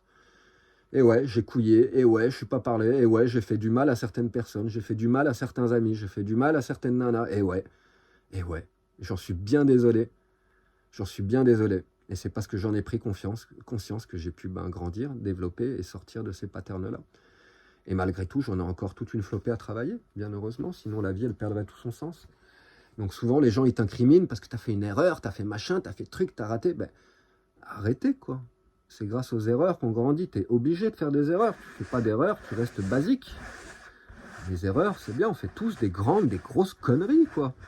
Faut essayer de pas dépasser certaines limites, tuer quelqu'un, etc., faire des choses qui vont t'amener en prison jusqu'à la fin de ta vie. Oui, là, faut éviter d'arrêter. Tu peux essayer d'éviter de déconner à ce niveau-là, ça pourrait être pas mal. Quoique, si tu es l'archétype d'un guerrier, la réincarnation d'un mec qui était guerrier de machin, ça fait partie des hommes. Hein. Dans le masculin, il y a ce trait du guerrier. Le guerrier, au jour d'aujourd'hui, il est mal barré. Il va sortir son sabre, il va en décapiter 2-3, puis il va finir en tôle pour toute sa vie, quoi. Donc il y a des traits qui sont inhérents à l'homme, de toute façon, qui ont été supprimés, parce que considérés comme toxiques, comme malsains, etc., au final... quelque part, dans la nature, tu vas pas blâmer un lion parce qu'il va tuer une biche ou machin, enfin bref, chacun fait ce qu'il veut comme il l'entend, etc. Et moi, je trouve pas ça si traumatisant que des fois, il y ait de la violence, qu'il y ait de la mort, qu'il y ait du meurtre, etc. Ça fait mal, c'est dur, c'est violent, c'est douloureux, etc., etc. Mais ça fait partie de la nature des choses, c'est ce qu'il faut bien comprendre. Un assassin, il trouvera son éveil qu'en tuant des gens.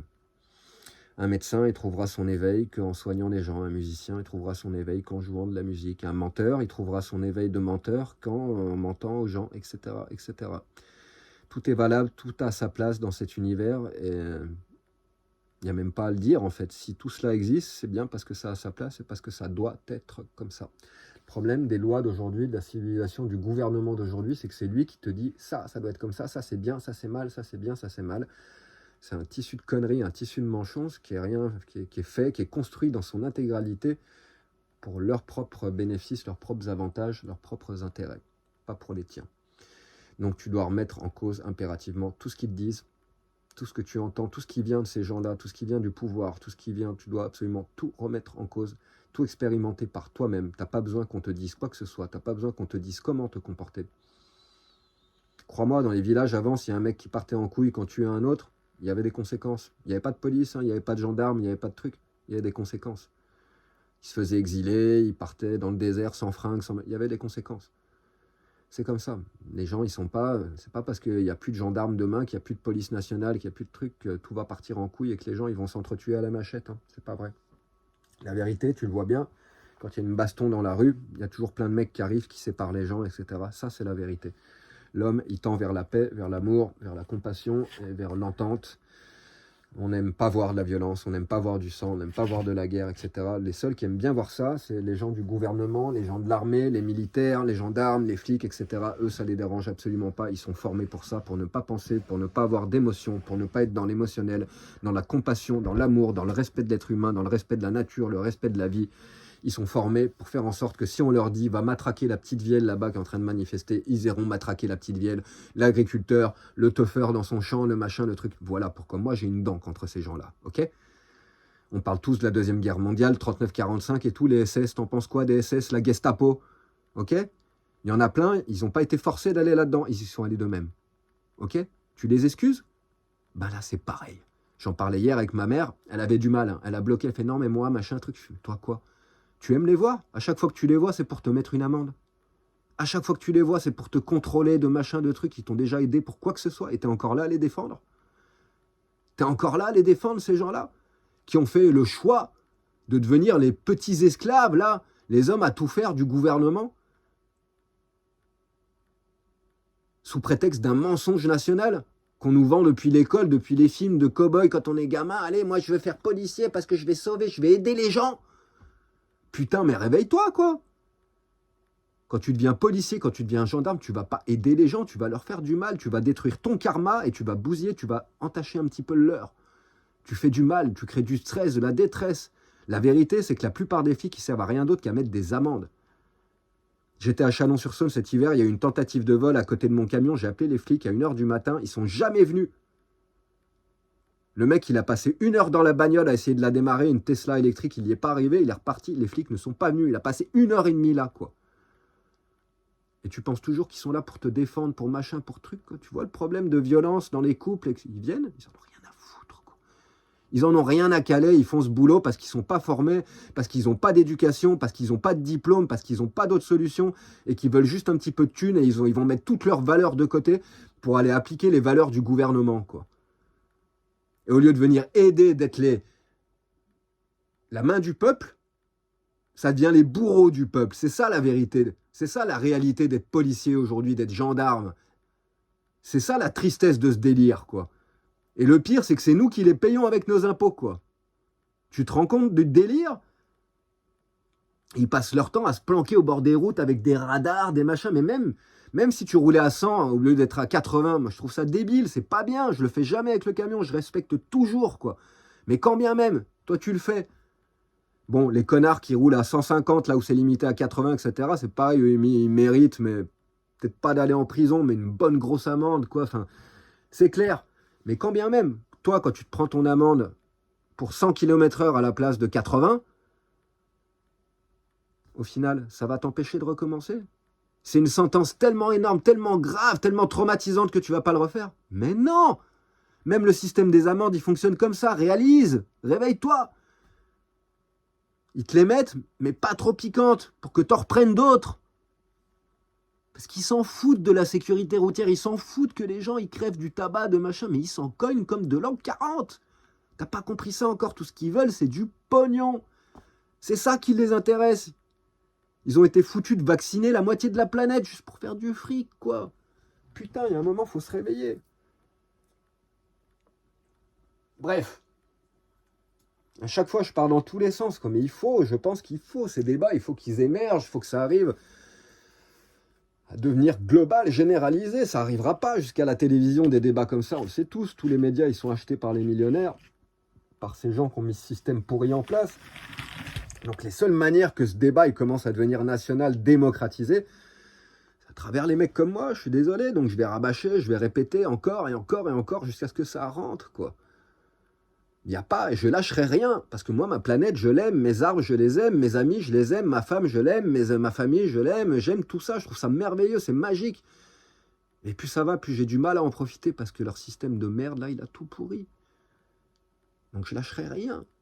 Je lâcherai rien, il n'y a pas moyen, il n'y a pas moyen, il n'y a pas moyen. C'est un combat qu'on ne peut pas perdre.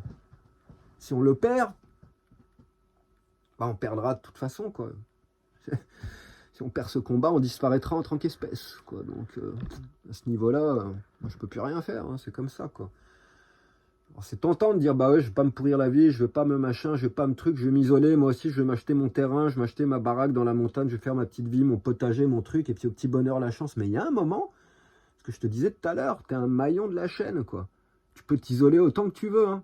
Quand la chaîne, elle commence à être rompue, ça arrivera jusque dans ton terrain, jusqu'à tes abeilles, jusqu'à tes graines, jusqu'à l'eau. etc., etc., etc. Il y a un moment, il n'y aura plus d'échappatoire, même au fin fond de ta montagne, sur ton petit terrain en Ariège, là. Il n'y aura plus d'échappatoire. Donc c'est soit on se réveille avant qu'il n'y ait plus rien, et franchement, on n'en est pas loin, parce que voilà ce qu'on a bousillé déjà en l'espace de 50 ans avec l'industrialisation, là. Soit quoi, on va vivre dans une fournaise, là, où il n'y aura plus d'eau, tout le monde va se battre pour avoir de l'eau potable, etc. Et puis tout le monde sous intelligence artificielle, pucé, avec des points, barème social, etc., etc. C'est ça qu'on veut, là. Ce qu'on voit dans les films de science-fiction, ce qui nous amorce, là, ce qui nous annonce, parce que les films de science-fiction, sponsorisés par Hollywood et par toutes ces grandes fortunes, ils font rien d'autre que t'implanter des graines, des idées de ce qu'ils veulent pour le futur. Hein. Ils te préparent. Une fois que tu es prêt, que tu as déjà reçu l'idée à travers les films, quand cette idée elle arrive, elle te paraît plus si étrange ni si dystopique. C'est ça que tu veux, Terminator, Mad Max, là, une planète qui n'a plus rien à offrir, et il va falloir s'évader de la planète parce que de toute façon on va tous y crever, c'est ça que tu veux? Pour le moment, il y a encore des forêts, il y a encore des cascades, il y a encore des eaux cristallines, il y a encore des coraux, il y a encore quelques animaux, il y a encore quelques trucs à préserver. À la vitesse où ça va, si on ne les stoppe pas, dans pas longtemps, là, il n'y aura plus rien. Et ça sera terminé. Il n'y aura plus de machine arrière, et ça sera Mad Max. Et là, tu oublieras ta jolie bagnole, ta télé, parce que là, le sujet, ça sera survivre, parce qu'à chaque fois que tu sortiras pour essayer de trouver 2 trucs à bouffer et un point d'eau potable, ben, tu manqueras de te faire buter par des mecs qui mangent de la viande humaine, parce qu'il n'y aura plus rien. Et ça, c'est pas de la science-fiction, quoi. Si on continue à tout défoncer comme ça, le dernier mot de l'histoire, ça va être ça, quoi. Les gens, ils finiront par se bouffer entre eux, quoi, jusqu'à ce qu'il n'y aurait vraiment plus rien, et puis le dernier, il crèvera, puis fin de l'histoire. La planète, elle se régénérera, hein, elle n'a pas besoin de nous, elle n'a jamais eu besoin de nous, c'est nous qui avons besoin d'elle, pas l'inverse. Donc il y a un moment, oublie ta notion de propriété, ta maison. Quand tu meurs, ta maison, elle part pas avec toi, ton téléphone part pas avec toi, ma guitare, elle partira pas avec moi, mon camion non plus, tout ça, ça m'appartient pas, c'est plus moi qui leur appartient, ces objets-là, je suis leur esclave. Pour les entretenir, pour les avoir, je suis obligé de bosser, de donner de mon énergie, de mon temps, de ma vie, etc. Ça m'appartient pas. Je leur appartiens, j'appartiens à mon camion, j'appartiens à mon camping-car, j'appartiens à l'île d'Ibiza, j'appartiens à ma guitare, j'appartiens... Je suis une émulsion de tout ça. Il faut se détacher un petit peu de toutes ces illusions là, parce que c'est ça qui vous fait souffrir.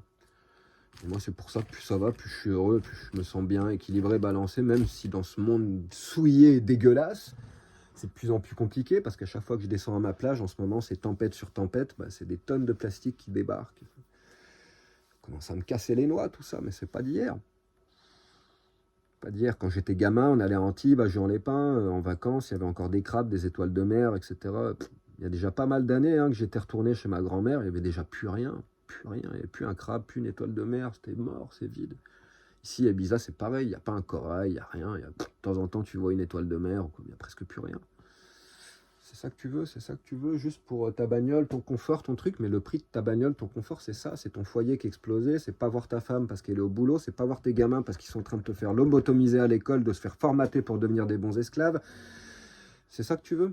Juste pour avoir un joli toit, pour avoir le confort, etc. Ça serait pas plus cool que tout le monde ait son petit tipi, son petit truc, là, sur des petits terrains, des machins, qu'on se retrouve autour du feu le soir, qu'il y ait de la communauté, qu'il y ait de l'union, qu'il y ait de la magie, de la vie, etc. C'est pas plutôt ça que tu voudrais? Plutôt que d'avoir ta grande baraque avec ta piscine, mais tu vas faire quoi dans ta piscine? Tu seras tout seul dans ta piscine? Vous n'avez pas compris ça encore, quoi. En fait, le bonheur, il est là, on l'a entre nos mains, il est simple, il est facile. Il suffit qu'on se parle les uns aux autres, qu'on s'organise et qu'on décide qu'on a envie d'être ensemble, mais dans la compassion, dans l'amour, dans le respect de la différence des autres.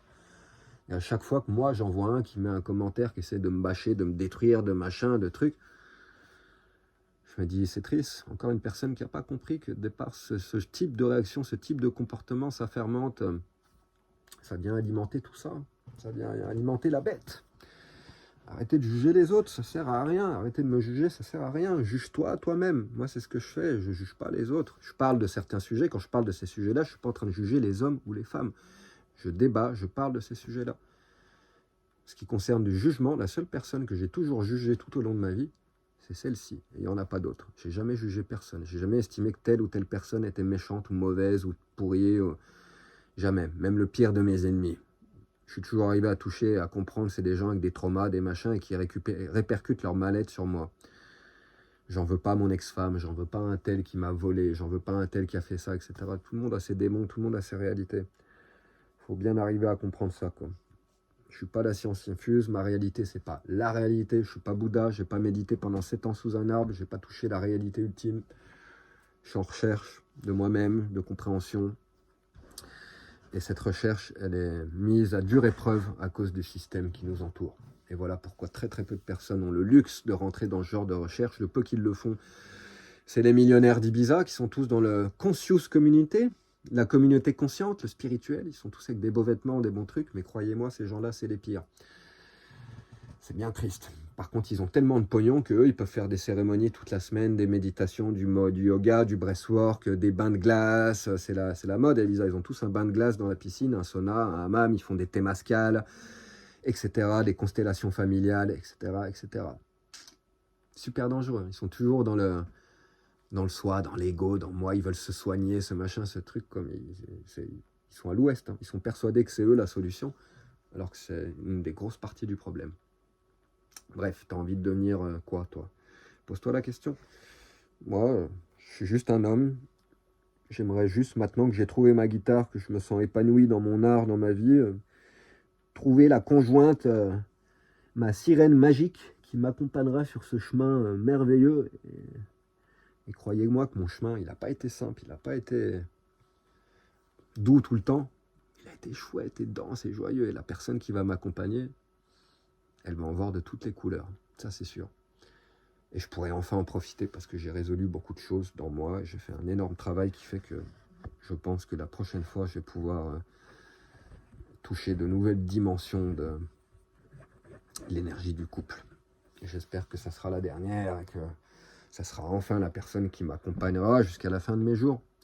45 ans, il faut quand même du temps pour faire une relation, pour soigner une relation, pour découvrir une personne. Ça prend toute la vie. Et avec les années qui avancent, on a toujours ce stress-là, c'est que les années avancent, et plus tu vieillis, et moins ça te laissera de temps pour construire ce paradis avec l'être que tu aimes. Donc j'espère que ça arrivera tout au tard, mais même si ça n'arrive pas, c'est pas grave. Tout cet amour, il ira dans la guitare, dans les amis, dans les plantes, dans la nature. Et elles ont pas, tout ça, ça n'a pas moins de valeur qu'une femme. Même si bon, la chaleur de la peau, les cheveux d'une femme, ses beaux yeux en amande, etc., etc., pour moi, il n'y a rien qui s'y compare, c'est une évidence, quoi. Mais il y a d'autres choses qui peuvent me faire ressentir de l'amour aussi. Et maintenant que je le sais, je ne mets pas de stress là-dessus non plus. Cette personne, elle apparaît ou elle apparaîtra peut-être pas. Ça ne m'empêchera pas d'être heureux, de me sentir bien et puis de créer la plus belle musique que je pourrais créer. Voilà. Bon, allez, je vous fais plein de bisous à tous. N'oubliez pas que cette chaîne, elle survit grâce à vos donations, grâce à vos aides. Il n'y en a presque pas eu ce mois-ci, donc mon mois de décembre, là, il va être tendu. Noël, je ne vais pas pouvoir me faire bien plaisir. Enfin, ça va être très très limité, mais bon, c'est comme ça, c'est un choix de vie. Après, n'oubliez pas que ma musique, elle est hébergée gratuitement. La vidéo que j'ai enfin mise en ligne de chill out, de guitare avec une reverb, etc. J'ai bossé un mois dessus. Un enregistrement d'1h40. 1h40 minutes, super long. Vous voyez qu'il est beaucoup plus court parce que j'ai enlevé plein de passages. J'ai retouché les positionnements de plein de notes pour qu'elles soient plus sur les temps. C'est-à-dire des dizaines de milliers de notes que j'ai prises note par note pour les remettre, pour que tout sonne au millimètre, que ce soit chouette. Après, j'ai touché les volumes des notes pour qu'il n'y ait pas des notes qui soient beaucoup trop fortes et d'autres qui soient beaucoup moins fortes, etc. J'aurais pu faire ça avec un compresseur pour que ça soit automatisé. Je l'ai tout fait à la main. Ça m'a pris un travail de dingue. Derrière le montage vidéo, la création de la miniature, etc., etc. Tout ce boulot, ça m'a rapporté 20 centimes. Ok, parce que je mets pas les pubs. Bon, même si j'avais mis les pubs, ces vidéos, elles font 400-500 vues, ça veut dire que ça me donnerait 2 euros au final. Donc, c'est que dalle, mais comme je mets même pas les pubs, ben, je prends même pas ces pauvres 2 euros. Et je prends là, elle est à 20 centimes la vidéo pour des semaines et des semaines de boulot. Donc ça me désespère un petit peu, ça me fait chier, mais bon, c'est comme ça. Donc voilà, n'oubliez pas que pour que je puisse continuer à faire ça, et je commence vraiment à me demander si je vais continuer, j'ai un problème là avec Spotify, YouTube, c'est vraiment toutes les boîtes que je déteste, ces millionnaires que je déteste, et ma musique elle est là-dessus, hébergée gratuitement et sans pub. Je commence à avoir un gros conflit d'intérêts là-dessus, si ça se trouve, c'est pas dit qu'un de ces 4 matins je dégage pas tout et que je disparaisse, quoi. Franchement, parce que j'ai l'impression de me fourvoyer et de me prostituer en faisant ça, mais... c'est pas, enfin, vous connaissez mon opinion à ce sujet-là. Moi, j'ai essayé de lancer cet échange de partage où moi je donne tout ce que je peux sur cette chaîne. Et c'est un renvoi d'énergie. Et à travers vos donations, je peux survivre puisque YouTube me ne rémunère que dalle depuis le mois d'août, c'est que dalle, c'est 3 carottes, donc c'est vraiment grâce à vos donations. Je crois que j'ai regardé PayPal, là, tout à l'heure, ils m'ont fait un résumé, depuis le mois d'août, je ne vais pas vous donner la somme qui est tombée, quoi, mais c'est cool, c'est ça qui permet de faire des courses et de manger à peu près normalement, d'avoir du gaz, du gazole dans le camion. Et c'est encore beaucoup trop juste pour pouvoir m'acheter des vêtements, le moindre plaisir, changer de guitare, j'en parle même pas. Il faudrait que je change des trucs sur mon PC, j'ai la carte vidéo qui commence à être frite, je peux pas, enfin, c'est compliqué, je suis très très serré économiquement. Enfin bref, donc si vous voulez soutenir l'effort de guerre qui permet, parce que tout ça, ça aboutit tout dans la guitare en fait. Quoi que je fasse, quoi que j'investisse, que ce soit de la bouffe, des vêtements, etc., tout ce que je fais, c'est tout dirigé pour la guitare. Donc en fin de compte, même si ces dépenses courantes et communes, qui sont la bouffe, le gaz, l'électricité, le gasoil, je ne vais pas dire les vêtements parce que j'en achète pas, j'ai les mêmes vêtements depuis presque 10 ans. Le peu de trucs sympas que j'ai, c'est des trucs qu'on m'a donné ici à Ibiza. Je m'en plains pas, c'est comme ça, c'est simple, c'est cool. Le plaisir, il vient pas du matériel, le bonheur vient pas du matériel. Mais bon, toujours est-il que ce mois-ci, j'ai reçu 2 donations de 5 €, donc ça commence à me désespérer et je peux... Enfin, fait des mois que j'y pense, ça décolle pas plus si cette chaîne elle décolle pas, et si toute l'énergie que j'y passe, si tout le temps que j'y passe, en plus de filer ma musique gratuitement en écoute libre et sans publicité, ça me ramène rien en donation des gens, bah, je vais arrêter, je vais prendre une autre direction, tout simplement, parce que ça peut pas continuer comme ça. Tout travail mérite salaire, je mets une énergie immense là-dedans et ça me rapporte vraiment de moins en moins en fin de compte. Donc, là au mois de décembre, j'en suis à 10 € de donation et 49 € de YouTube. Voilà, avec ça, je fais une fois des courses, je mets pas de gaz, je mets pas de gasoil, il n'y a rien quoi. Il n'y a pas un petit resto, je suis pas allé au restaurant depuis 2 ou 3 ans. Enfin, je sors pas, je vais jamais boire un coup, je vais jamais sortir dans les événements payants, etc., etc. Je suis limité dans tous les sens du terme. Donc, si tu as envie de me filer un petit coup de patte pour donner un petit peu d'oxygène pour ces fêtes de fin d'année, pour ces moments qui vont être un petit peu plus durs pour moi, parce que quand tu es isolé, que tu es tout seul comme ça en permanence, en période normale, j'adore ça, mais en période de fête de Noël, des fois, ça devient très lourd et très triste. Et surtout quand tu es limité au niveau matériel, surtout qu'en ce moment je suis en plus limité avec l'électricité, je voudrais bosser avec la reverb. Ce soir je voudrais faire ça mais je peux pas, il n'y a pas de soleil, donc mes batteries ne chargent pas. Donc en plus souvent à 11h minuit je suis obligé d'éteindre l'ordinateur, je peux même plus me regarder un film, etc. Enfin c'est une période qui est... Avoir ces restrictions matérielles, c'est un petit peu plus compliqué. En été je m'en fous complètement, j'ai la rivière, j'ai la mer, les amis, etc. Ça suffit pour être heureux. Mais en hiver, je vois plus personne, et donc quand tu es restreint à tous les niveaux, ça commence à piquer un petit peu plus. Donc si tu as envie de filer un petit coup de main pour que tout ça, ça puisse continuer, que je puisse continuer à manger correctement, ce qui me permet d'être concentré, dévoué, et pleinement attentif à la composition et à la travail de la guitare, fais-le. Je mets toujours un lien PayPal en description. N'hésite pas à cliquer dessus, ça fera super plaisir et ça sera très utile. Je terminerai en répondant à une dernière personne qui m'a envoyé un commentaire tout à l'heure à propos de la musique, qui me disait « Ça fait un moment que je voudrais te dire ça, j'ose pas. » Voilà, je me lance, je pense qu'il faut que tu arrêtes de te mettre toujours en improvisation, ça serait beaucoup mieux. Tu toucherais beaucoup plus de monde si tu faisais des petites tracks de 3-4 minutes, carrées, écrites, qui ne soient pas de l'impro, etc., etc., etc. Alors, je lui ai répondu, il y a la réponse en commentaire. Je fais écoute, tu aurais dû m'en parler avant, mais je trouve ça super, c'est génial. J'adore recevoir ce genre de message, je trouve ça trop cool, c'est une preuve d'amour, d'intérêt, quand tu essaies de donner un conseil à quelqu'un pour qu'il s'améliore, même si ça va à l'inverse de ce qu'il est en train de faire, je serais le dernier des cons si je le prenais mal, quoi. Alors ce que je lui ai dit, je fais déjà, c'est quelque chose, j'en suis conscient, je suis très conscient de ce que je fais à la guitare. Je passe ma vie à jouer et l'autre partie de ma vie à réécouter ce que j'ai joué et ce que j'ai enregistré. Donc je suis conscient de ça, je le sais. Après, une chose, c'est que je pense que ma manière de jouer de la guitare, elle est peut-être un petit peu en avance sur son temps. Si ça se trouve, ce style de jeu, ma musique, elle fera mouche quand je serai mort. C'est une possibilité. Parce que ça sort des sentiers battus et que ça vient défoncer un petit peu pas mal de notions qu'on a de la musique. Les gens sont habitués à ce format, une chanson de 3-4 minutes pour une chanson instrumentale, 6, 8, 10, 12 minutes pour des chansons de musique électronique. Et dès que ça en sort, il y a des problèmes d'attention, etc. Moi, il faut bien comprendre que mon jeu, il est développé sur l'improvisation, mais dans ces improvisations, il y a des patterns des parties qui ont été travaillées, mais des milliards de fois, c'est pas que de l'impro, ça y ressemble.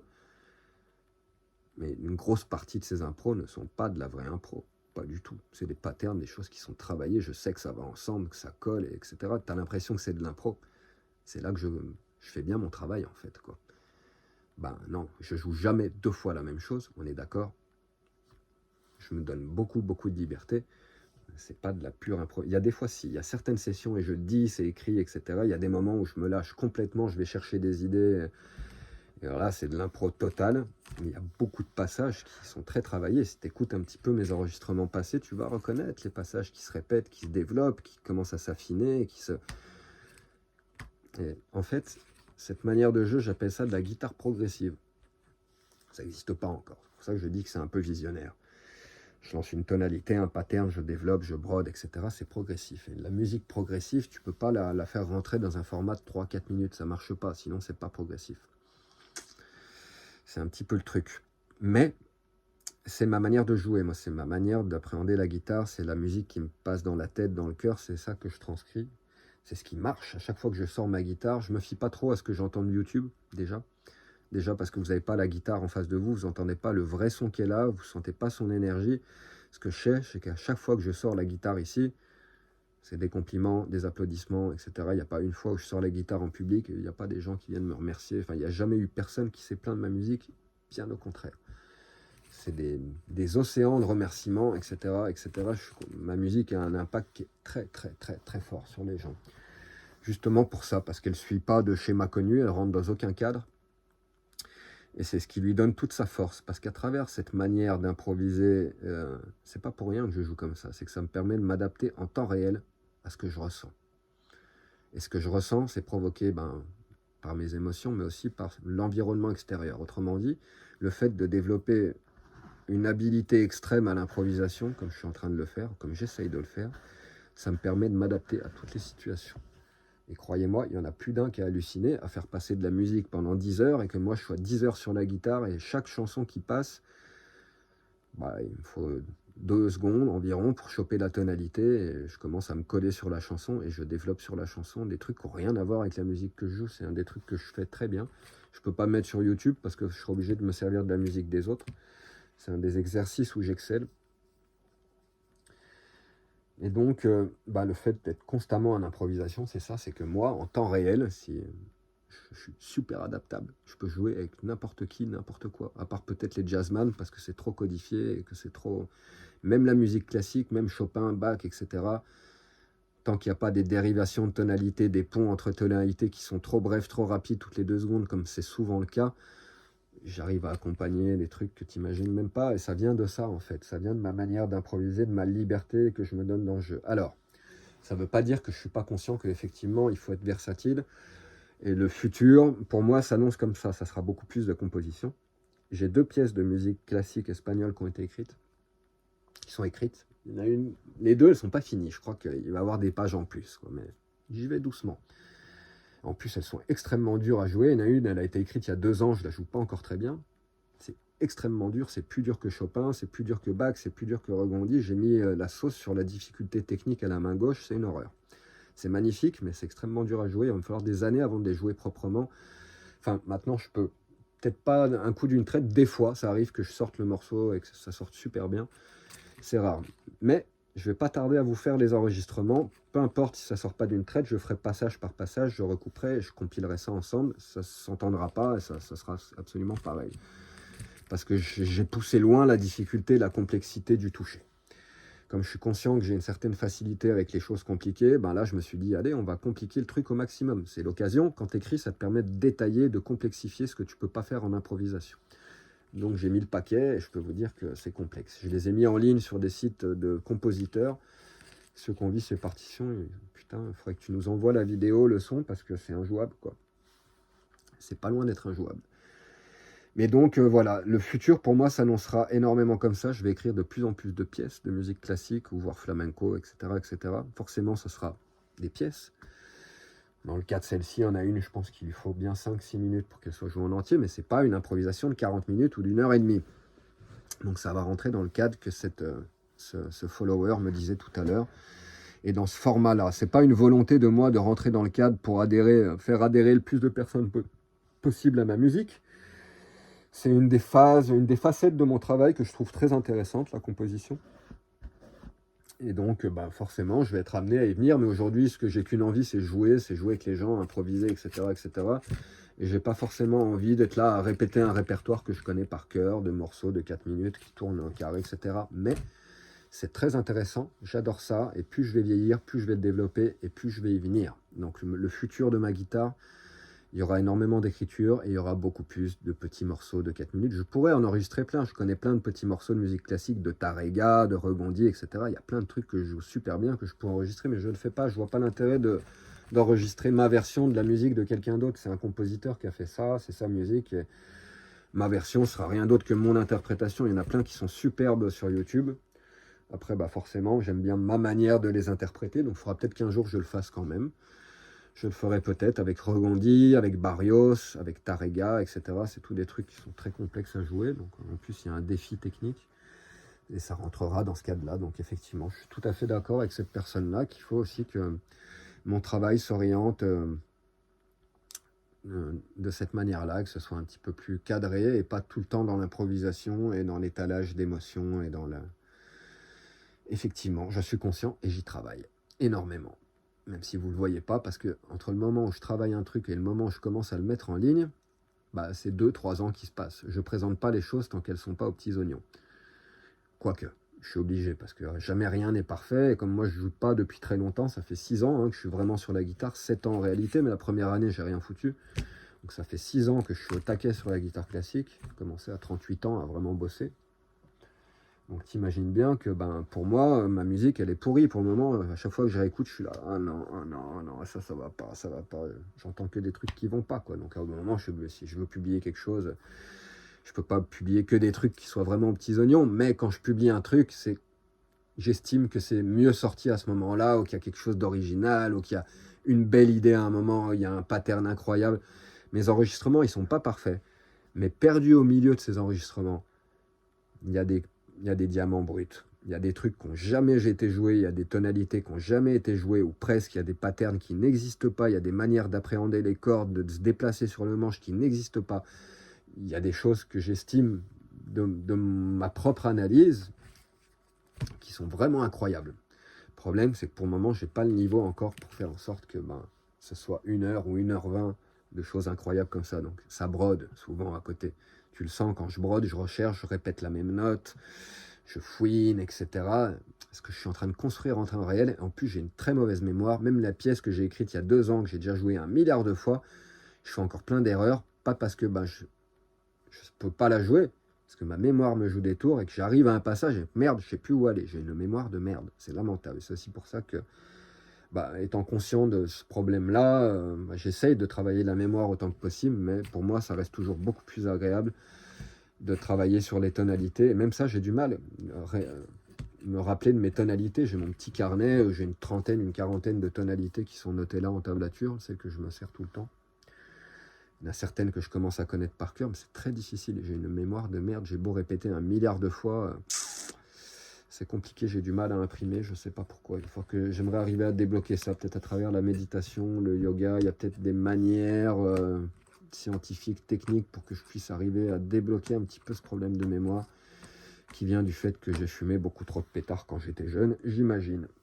Donc chacun tirera ses conclusions. À ceux qui fument du soir au matin, il y a toujours un prix à payer pour les excès. Moi, le prix à payer, c'est celui-là. C'est que le jour d'aujourd'hui, si j'avais une bonne mémoire, ça me faciliterait tellement la vie. Je pourrais vous jouer plein de morceaux de musique classique, plein de trucs, etc. parce que je mémoriserais tout. C'est tout l'inverse. Je mémorise rien. Donc, je suis un peu enfermé dans mes impros, dans mes trucs. Et malgré tout, j'arrive quand même des fois à faire des merveilles. Parce que justement, j'ai développé cette versatilité, ce déplacement sur le manche à travers des formes géométriques. Je vois des formes géométriques, des chemins où me déplacer. Je pense en numéros, je pense pas en notes. Je connais un petit peu le solfège, do, ré, mi, fa, sol, la, si, do, etc. J'ai fait du piano, donc tu penses bien que les notes, les partitions, je sais les lire. C'est pas un problème. Mais la guitare, j'ai choisi, pour moi, ça m'intéresse pas. Depuis que j'ai fait de la musique électronique, de toute façon, pour moi, c'est 12 demi-tons dans un octave. Que tu appelles ça sa, ré, gamma, pa, da, ni, sa, comme en Inde, ou do, ré, mi, fa, sol, la, si, do. Je m'en fous complètement, c'est 12 demi-tons. Point barre, c'est tout ce que j'ai besoin de comprendre et quel espace donner entre tel ton et tel ton pour donner telle couleur, telle intention, telle émotion, telle intensité, tel sentiment. Fin de l'histoire. Mon jeu, il est basé là-dessus et il y a 4 ou 5 tonalités que je peux dégrader à l'infini et partir sur des tonalités mineures où je ne sais même pas le nom de ces tonalités, mais je commence à avoir un panel de coups spéciaux qui commence à devenir assez important dans ce sens-là, parce que je raisonne comme ça. Et pas en termes de solfège, de fa septième, de mode, de do diminué, de machin, de trucs, ça je m'en fous complètement. J'ai beau comprendre très très bien tout ce que ça veut dire, au final, c'est pas ça qui t'apporte la créativité, des idées, l'inspiration, etc. Moi, il suffit d'une note pour que ça en appelle une autre. À partir de là, je crée, je n'ai pas besoin de savoir ce que c'est ou quel nom ils ont donné dans telle ou telle école de musique française, asiatique, européenne, etc. Parce qu'en plus, il y a plein d'écoles différentes, avec des noms différents, des notions différentes. C'est des langages, quoi. Chacun a développé son langage, parce que les musiciens ont ressenti ce besoin d'échanger la musique entre eux, à travers les générations, les pays, etc., etc. Donc il fallait un langage commun qui a été celui-ci. Ça reste un langage que moi, je n'ai pas créé et qui n'est pas 100% adapté à moi. Donc, je me suis créé mon langage. Et croyez-moi, quand j'apprends la guitare à certaines personnes, quand je leur explique ma manière d'appréhender la musique, il y en a plein qui tombent des nues, quoi. Je ne connais pas une tonalité, je ne connais pas un accord, le nom des accords, etc. Je ne connais que dalle. Pourtant, je pense qu'il n'y a pas beaucoup d'accords que je n'ai pas joué avec la guitare, parce que je fouine, j'essaye. Plein de possibilités, c'est génial. C'est un jeu sans fin pour moi, quoi. Je trouve ça excellent. Et j'ai l'impression que des fois, quand t'en sais trop, ça bloque la créativité. Parce que tu sais qu'avec ton do, il y a ton fa, il y a machin, il y a truc, et que ça, que truc. Mais au final, c'est pas ton langage. C'est un langage mathématique. Donc tu sais que oui, 2 plus 2, ça fait 4, effectivement. Mais moi, je raisonne autrement. Je vous l'ai expliqué, comme je viens de le dire. Espace entre les notes, je sais que en donnant tel espace, ça va donner telle couleur. Si je m'attarde telle note, ça devient la note racine dans mon oreille. En m'attardant sur une note, je peux changer de tonalité très facilement parce que l'oreille va oublier ce qu'elle a entendu avant. Il y a des ponts tonales, il y a des notes, plein de notes qui font partie de plein de tonalités différentes. Donc quand tu arrives sur cette note-là, tu t'y attardes un petit peu et paf, tu dérives sur l'autre tonalité, etc., etc. Je n'ai pas besoin d'être Einstein, je n'ai pas besoin de connaître le solfège. Ça marche, ça sonne bien, c'est que c'est bon. Fin de l'histoire. Paco de Lucia, il fonctionnait pareil. Voilà. Bon, allez, j'arrête là. 1h40. Putain, j'ai pété le score. Mon téléphone, il va exploser. Je vais mettre 2 jours à uploader ça. Mais ça tombe bien. Demain, c'est mon anniversaire. Vous n'entendrez plus parler de moi pendant quelques jours. Allez, je vous fais des bisous à tous. Encore plein d'amour. Merci à tous pour me suivre, pour me soutenir, pour être là, présent, commenter, être vivant et participer à ce débat et à la résolution de tous ces problèmes. Je vous aime. Prenez soin de vous, prenez soin de vos familles, de vos êtres aimés, prenez soin de vos ennemis, prenez soin de vos plantes, de vos chats, de vos chiens, de vos chevaux. Et puis, profitez bien de ces fêtes de fin d'année, ça va être cool, ça va être doux. Allez, je vous fais plein de bisous, je vous souhaite une superbe soirée et à très bientôt. Ciao!